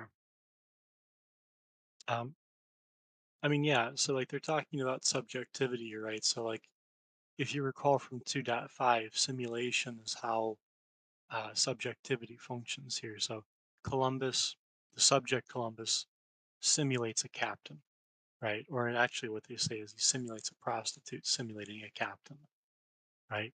That's kind of how subjectivity functions for them. It's not quite persona. It's more this way in which an effect, and that's part of why they're talking more about effects here. An effect kind of takes on the subject. That's all based on these intensities. Like when they talk about recreating intensities and the simulation of a zero state from which the phallic force will arise, right? This is where they're talking about the territory getting constituted through intensities, and the way those intensities will constitute the subject so that it can be consummated in its consumption of those intensities, right? That's kind of how it takes on these effects. Give it to somebody else here, though. No, I mean it's we've been talking about abstracted things and how people are stepping back. It's no longer just the object.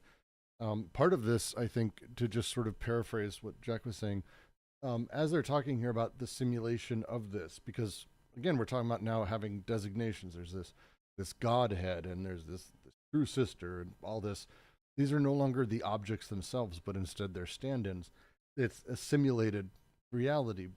Generally speaking, people will go with like the Baudrillardian sense, where it's like, oh, simulation, simulacra, getting away from reality. It's this abstraction that's not real. And it's like, no. That's never the case for Deleuze. Real is not really a category in the way that it is for others. Certainly not with Guattari. But instead, the simulation is actually appropriating and directly producing reality. It is reality as much as anything else. It is as real as anything else. And the reality that it's producing is real. It's all the real. It's always being produced. And they kind of want us to step back from this idea of, oh, it's an abstraction, therefore it's a fake thing. It's not as real as other things. They're like, no.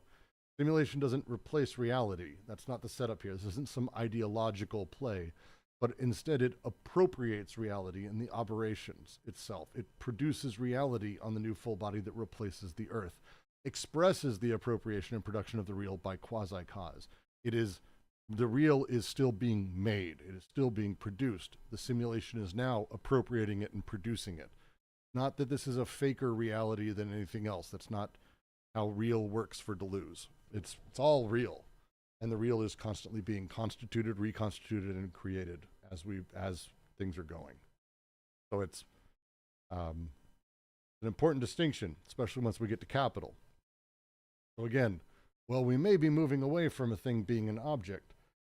It's not that reality is being produced less realistically, or that we're now in this place of simulacra that's breaking, or simulation that's broken, or ideologically driven. It's not any of those things. It's still being there. It's still being produced. Now it's the simulation that is producing reality, rather than the direct links with the objects in the earth. Is that a fair way to put it, Jack? Yeah, I mean, with Baudrillard, the question you'd want to ask is like, to what extent is this a hyper reality? But I agree with you. That just takes you down a rabbit hole. Yeah, Baudrillard right? always takes you down a rabbit hole.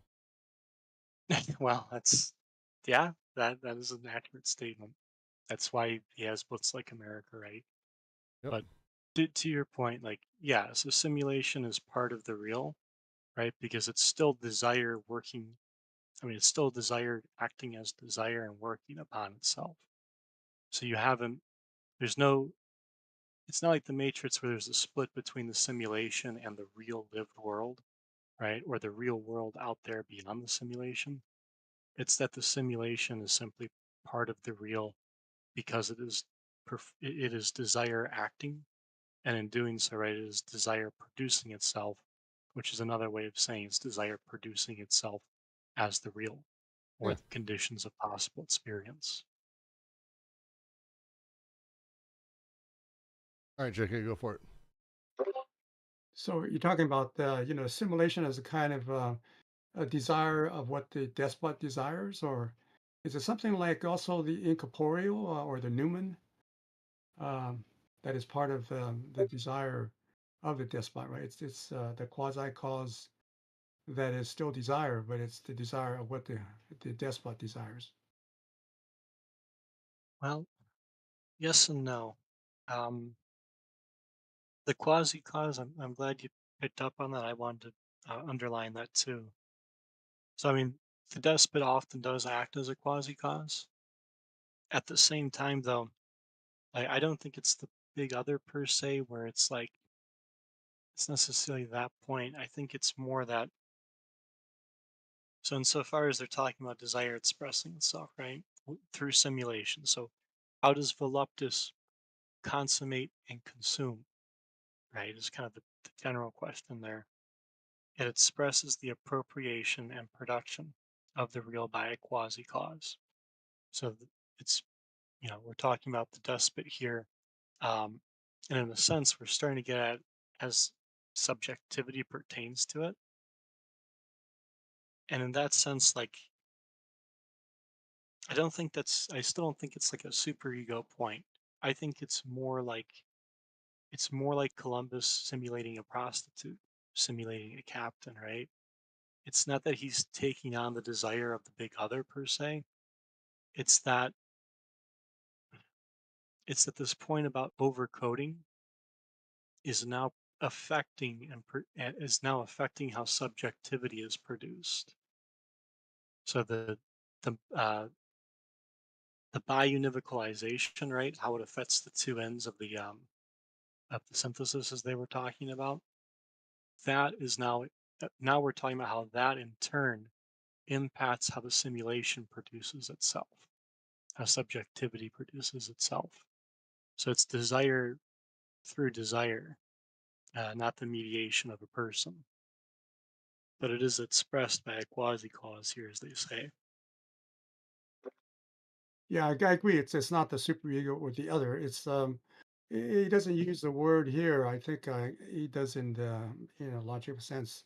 It is the incest where for the despot is not the corporeal, the bodies and so forth, coming together and bisexuality, physical sexuality, but the incorporeal. Incorporeal means like by way Invental. of yeah, by way of it, where you said stimulation, it's a kind of, incest by the mind or something like that. Oh, it's actually really a great way to put it because, again, as we're talking about this move, and again, that's the whole point of this is this universal history. The Earth socius, desire like directly interacts and does shit, and it's not that, and there's no mom as like person. There's no mom, sort of even abstractly. It's people are just sort of moving around and doing their things, and there's relations. It's like a direct desire, body based connection with everything.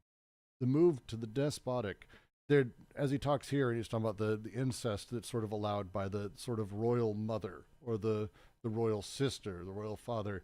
These are abstractions. They're straight up abstractions. There's no like body that is the tribe's mother. These are abstract categories. The despot, the master signifier, is empty. There is no nothing. There's no thing there.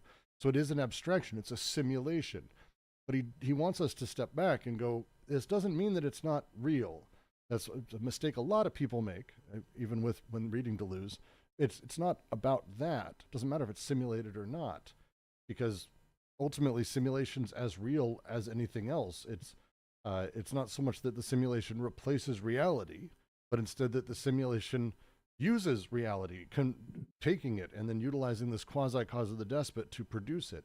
So the simulated abstractions that are taking place here are as real as anything else. And it's not a case of, oh, wow, people in the past just had the wool pulled over their eyes. They didn't understand how a king isn't really a king and how the guy's not part of God. It's like, no, it fucking doesn't work for this. Their entire world is simulated in this way, created in this way, with this quasi-cause, that the entirety of what people, like the critique of that not being real is silly. Of course it's real to these people.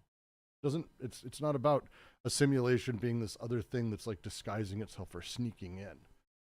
It's none of those. It's an abstract reality that has now been introduced via the despot.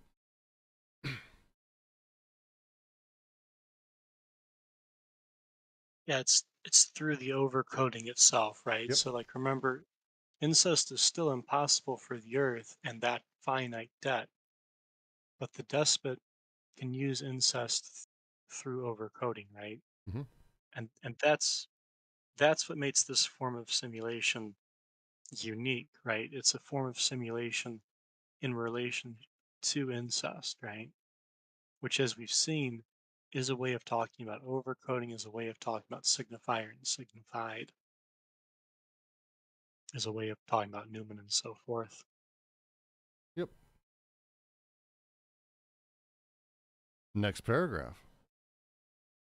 Unless there's a question. I'll hold for a moment. I should hold for a moment.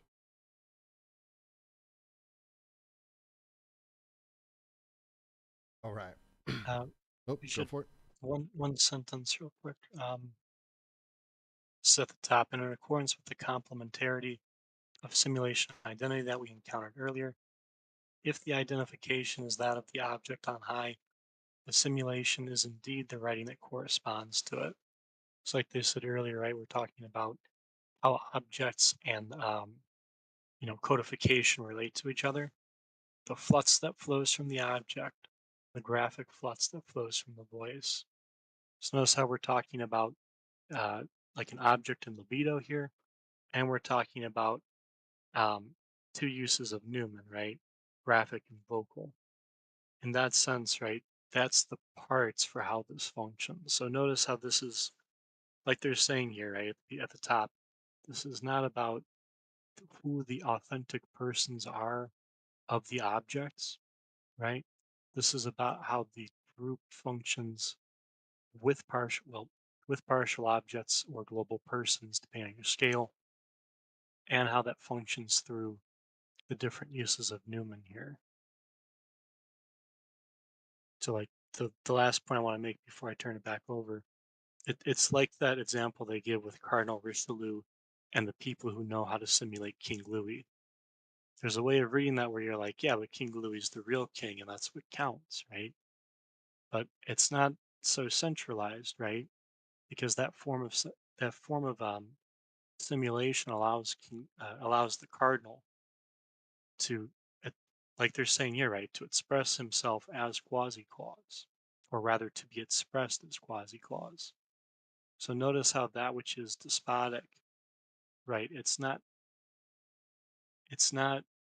fully relayed by the person's body, right, because it's an empire at the same time in a manner of speaking.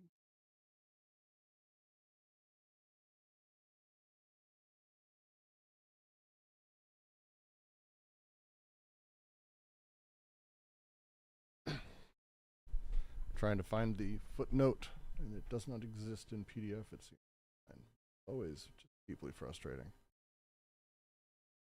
I don't feel like spending $17 to have the book sent to me from France. It's excessive. I'm probably going to end up doing that. You got All right. Guy Rosalato. Garozolotto. Essai sur les symboliques.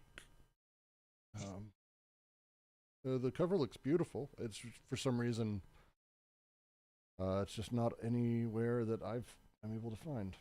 All locked behind a lot of those fake bullshit paywalls that exist on.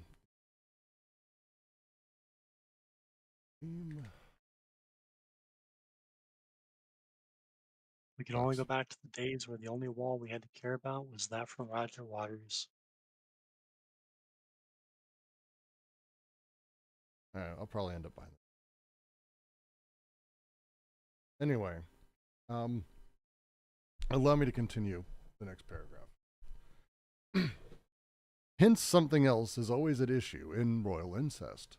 Bisexuality, homosexuality, castration, transvestism, as so many gradients and passages in the cycle of intensities. This is because the despotic signifier aims at the reconstitution of the full body of the intense earth that the primitive machine had repressed, but on new foundations or under new conditions present in the deterritorialized full body of the despot himself. This is the reason that incest changes its meaning or locus and becomes the repressing representation. For what is at stake in the overcoding affected by incest is the following: that all the organs of all the subjects, all the eyes, the mouths, all the penises, all the vaginas, all the ears, all the anuses, become attached to the full body of the despot as though to the peacock's tail of the royal train, that they have in this body their own intensive representatives. Royal incest is inseparable from the intense multiplication of organs and their inscription on the new full body. Saw this clearly. Saw clearly this always royal role of incest. The apparatus of social repression, psychic repression, i.e. the repressing representation, now finds itself defined in terms of a supreme danger that expresses the representative on which it bears. The danger that a single organ might flow outside the despotic body, that it might break away or escape. Suddenly the despot sees rising up before him, against him, the enemy who brings death, an eye with too steady a look, a mouth with too unfamiliar a smile. Each organ is a possible protest. It is at one and the same time that a half-dead Caesar complains of an ear that no longer hears and sees weighing on him the look of Cassius, lean and hungry, and the smile of Cassius, who smiles in such a sort as if he mocked himself. A long chronicle that will carry the assassinated, dismembered, disorganized, filed-down body of the despot into the latrines of the city. Wasn't it already the anus that detached the object on high and produced the eminent voice? Didn't the transcendence of the phallus depend on the anus? But the latter is revealed only at the end as the last vestige of the vanished despot, the underside of his voice. The despot is nothing more than this dead rat's ass suspended from the ceiling of the sky. The organs begin by detaching themselves from the despotic body, the organs of the citizen risen up against the tyrant. Then they will become those of private man. They'll become privatized after the model and memory of the disgraced anus, ejected from the social field, the obsessive fear of smelling bad. The entire history of primitive coding, of despotic overcoding, and of the decoding of private man turns on these movements of flow. The intense germinal influx, the surflux of royal incest, and the reflux of excrement that conducts the dead despot to the latrines and conducts us all to today's private man. The history sketched out by Artaud in his masterpiece Heliogabale? Something like that. The entire history of the graphic flux goes from the flood of sperm in the tyrant's cradle to the wave of shit in his sewer tomb. All writing is so much pig shit. All writing is this simulation, sperm, and excrement.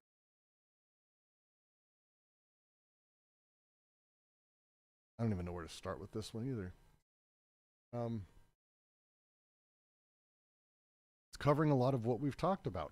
I mean, it's really covering a lot of what we're talking about. But the other side is also talking about the effect, the way that production sort of operates here, the way that the tyrant is expressed, or the way that the body of everything is expressed.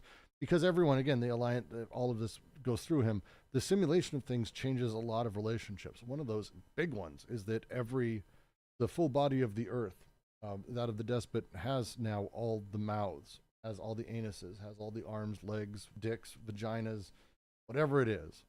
All of those things are now part of him. It's all part of him. And this really fucked up situation starts to appear where, since all the organs are the despotic body, there should be nothing flowing outside. There should be no flux not captured that isn't part of that, right? I mean, we can't certainly have a flux that's not part of organs.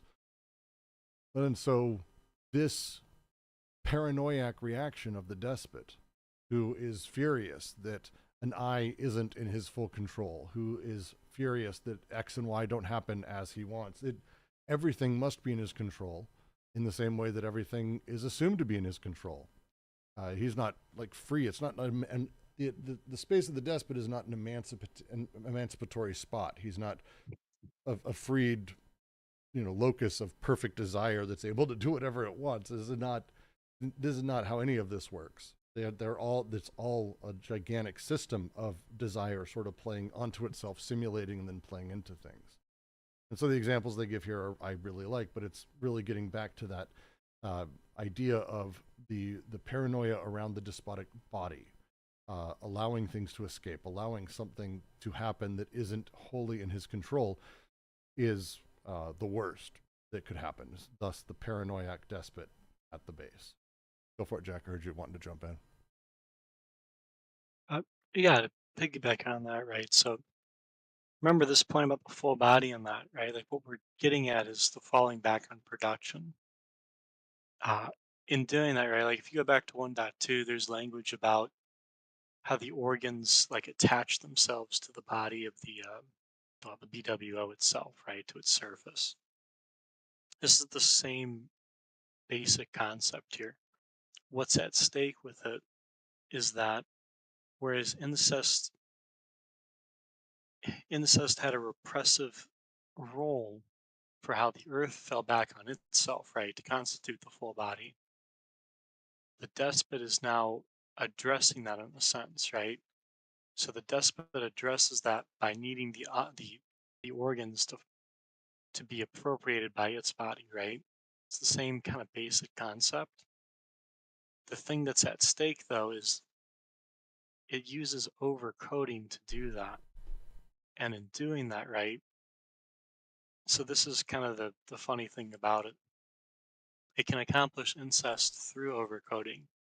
And yet, what's kind of teased out here in the last part of this paragraph is that because the overcoding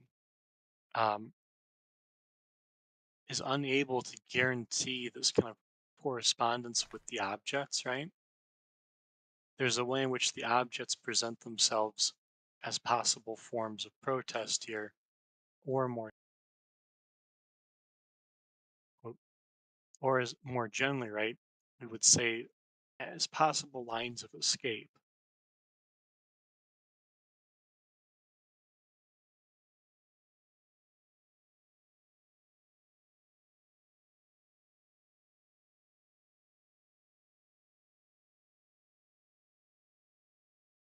Okay.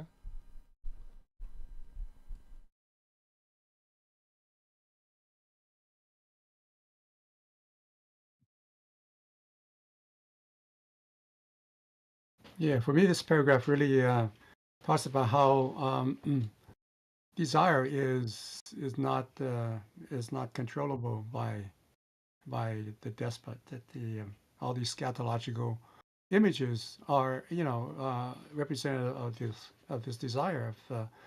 Desire is multifarious, and it's there, and that's why the despot is described as being paranoid, because there's anytime there is a possibility of protests, of being a threat by way of these the desires that turn back on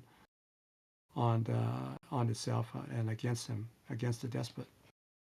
Yeah, the organs as they turn, it's a big deal because it's, and here they use examples of people turning against him, but I think you can have a general thing here about people who just rise up against tyrants. And there's an odd thing that happens. Again, rising up against a tyrant doesn't destroy tyrancy. Like, it's not, hey, I killed Caesar. Fuck, all right, we got rid of Caesars. Oh shit, there's another one. There's kind of this, the way that these things work and how they operate. They're going through this sort of, again, temporal processual nature of this. Over time, as any particular despot sort of has all of these organs sort of recaptured by the private man, turned into the private man. The thing that's left at the end is kind of this fascinating thing that they're talking about is this detachment of the voice. These things become detached because the private man is taking them, but we're still there. The private man is still there. We're not talking about like, oh, this is the private man being made and suddenly we have democracy and everyone's free. It's like, no. This is the sort of shift in terms of, hey, we now have more of the private man, but all the pieces of the despot are around. They're still here. They're still operating much the same. And so you end up with this sort of odd, vanished, empty position of the despot. As they say, nothing more than the dead rat's ass suspended from the sky. Very nice, Artaud. This thing that happens only happens at the end of it, not at the beginning.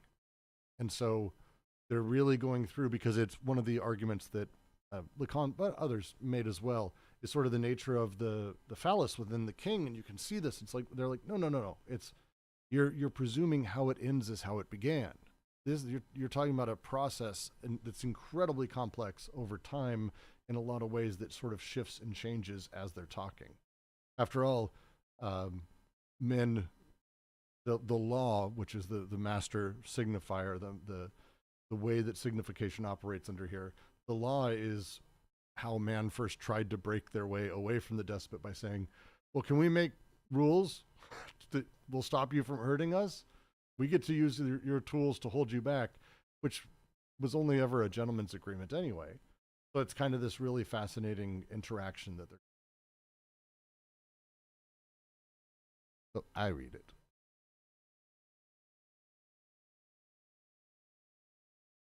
Does that make sense, Jack? Yeah, I want to expand it. Please. So this is a long paragraph, but to try and like highlight some of it, right? Mm-hmm.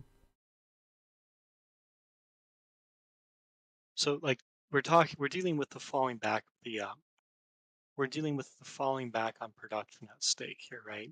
At least that's one of the large things here. That last bit contrasts kind of interestingly because where they end is they kind of tease capital by talking about private man, right? Mm-hmm.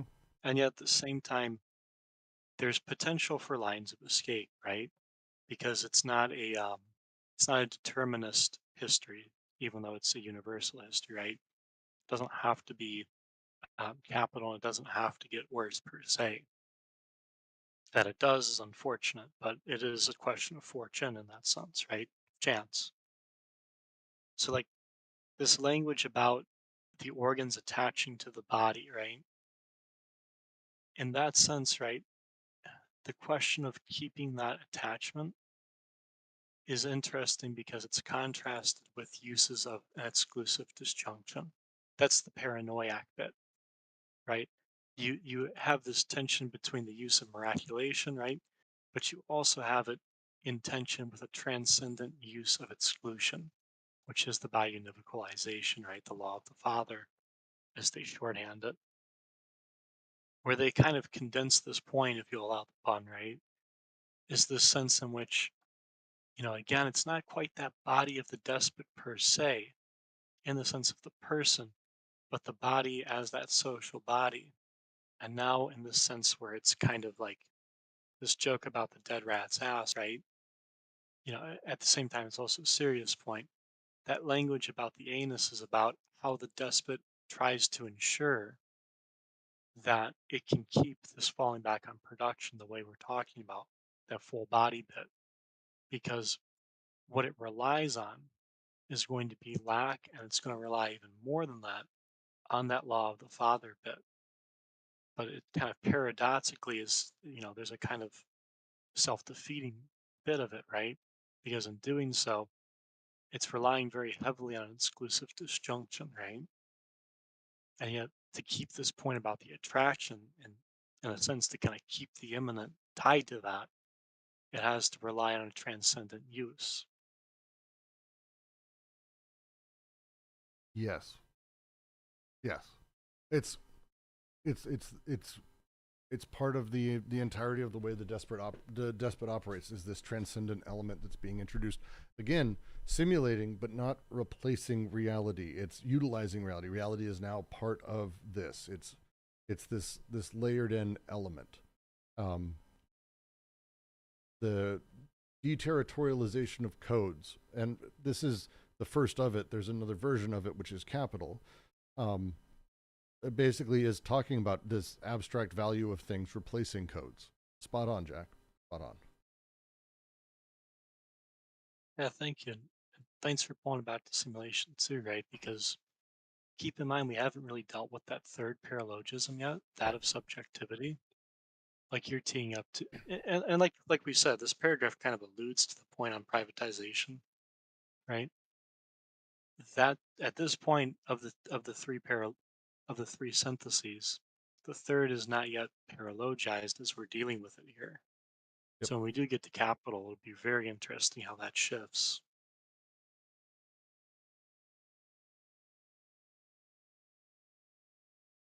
But I think with that, unless there are questions, if there are any outstanding questions, let's do it. Otherwise, that's our 2 hours. And I want to stop here because next week we start really getting into sovereignty, the state, and we start leading into sort of the creation of various elements. Because as you may be able to tell, as Jack said, and I've been very much alluding to, all of this is, again, this universalized history as we're processing towards Oedipus existing, capitalism existing, things as we know it existing. So the goal is still not to talk about things in terms of how we get them. The next paragraph opens up with the idea of saying, boy, do you think that this might be nicer than the territorial? The territorial, we carved people and they were brutalized and blah, blah, blah. And you watch people, this cruelty thing exists. It's like, no, it never went away. In fact, it got worse. And it's, again, understanding the process temporally inside of its existence rather than from our privileged position looking back. That'd be how I phrase it. There's one more sentence I want to pick apart before we close, but I agree with what you said. We should let this be like, does anybody have open floor before I do that? Please, someone. Anybody. He's like, don't let Jack talk more, please. Please help. Okay, Save so me, does God. sorry. No, please. Go ahead. Okay, there we go again. Does the territorial still exist in the despotic, or is it placed it? It has Is it been a fully shadow? supplanted. Okay, thank you. Yeah, it's still there. What? The territorial? The territorial socius is not still there. Oh, you mean the Earth? Not as socius. Oh, okay. I thought we were talking about territories in general. You're talking about the Earth then. No, this is the first deterritorialization. We're talking about the Earth. I again, maybe I should ask Lily. It's Lily's question. I shouldn't fucking answer. But if we're talking about like territory is still a thing, for sure. Yeah. But what the despotic has done is deterritorialize the Earth socius. The Earth socius has effectively exploded and been shifted into something new. There's a lot of pieces still around, territory being one of those, but the territorial inscription process is gone. Okay, so do we have a territorial inscription process for the despotic? Yeah. Okay. Yeah, I think the two sort of meanings of territory is a sort of thing that's constructed in a, okay. Yeah, think of it as, because it all comes from an anthropologist sort of view of things. The territory that we inhabit, the limits of the space that we're in is where this comes from, right? And so if in a tribe you have your territory, it's a fuzzy line-ish, but there's also the edge of everything. Like the way that I like to talk about, like indigenous people, when they first see like the ships of, Columbus or whoever coming at them, that's got to be a fucking weird moment because you didn't know shit was over there. Like there was nothing. Yeah. So it deterritorializes your existence. Now the it isn't just that it deterritorializes your existence. There's reterritorialization that happens at the same time. You can never have one without the other. You don't just get to deterritorialize and then become this catatonic, out in the middle of nowhere, disconnected thing. The other half of that, and this is why I think Columbus is the good example, is the reterritorialization happens as Columbus basically looks at you and goes, "Hey, how you doing? Everything you do is now ours. And you can keep doing all your dumb little shit, but we don't really care about your little gourds or your little tchotchkes or whatever the fuck you got. Oh, beads, that's adorable. We don't really give a shit. Our king only cares about gold doubloons that are Spanish. All I give that's or Portuguese, whatever the fuck. We only care about those. It's an abstracted value. We don't care about what you make. So you need to do stuff that will turn into that. So get to fucking work, or we're going to murder all of you."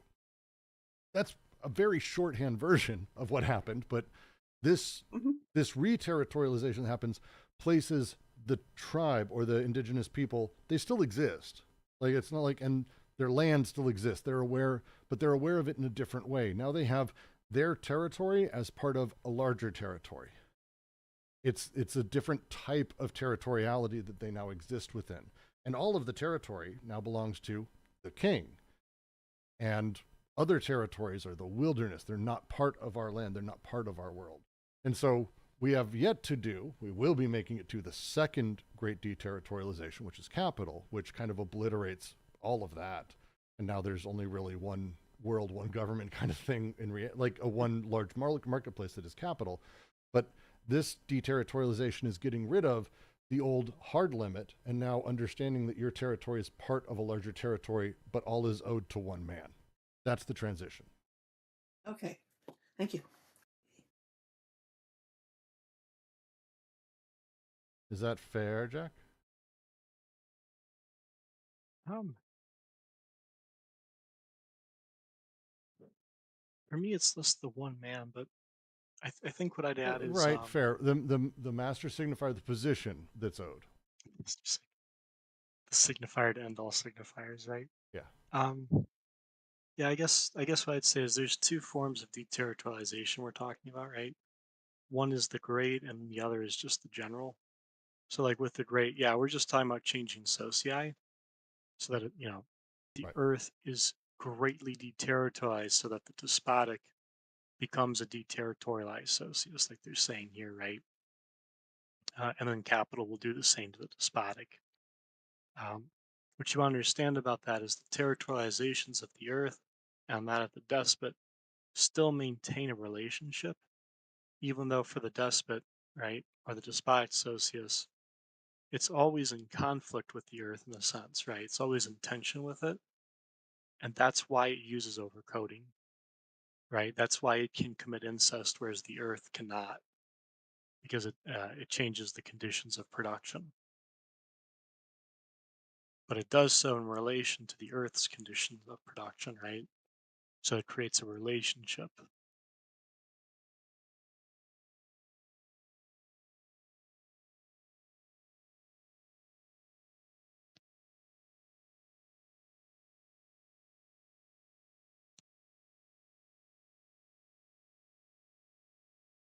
I do appreciate the Caesar bit from Fate Spear too, right? Because Yeah, that's agreed. exactly what happened in Fate Spear. Like, Caesar doesn't want to take the crown. He gets assassinated before he's crowned. Other people take a crown that was never Caesar's. There's a war between two groups as to whose crown is proper. Like it's one of my favorite Shakespeare plays. That's exactly right. Smile as though he mocked himself. Real quick before I become too sucked into the literary there. The sentence I wanted to go over right quick before we close, just because it's dealing with the fourth paralogism. Hmm. The apparatus of social repression, psychic repression, i.e. the repressing representation, so the fourth paralogism, now finds itself defined in terms of a supreme danger, it's supreme, that expresses the representative on which it bears. So this would be like the expression of the germinal influx, right? But through that which does the repressing. So this used to be the alliance, now it's changed. The danger that a single organ might flow outside the despotic body, that it might break away or escape. And then they go into death and how that plays into like this use of the bionivocalization. The thing I wanted to focus on real quick though is that notice that the condition for it is going to rain today. Notice that the condition for all this, right? So it is displacement which is doing this, right? Is displacement which is kind of bringing this point about death, which is kind of bringing this point about, uh, you know, not allowing the subversion of the limit to really simplify it. And it is displacement which provides the sense of fear or terror, we might say, to use a later vocabulary term, um, that affects social and that affects social production and desiring production here. So very subtly, a lot of the onus of what this paragraph concludes with, basically the second half of it actually, is stemming from the paralogism of displacement, right?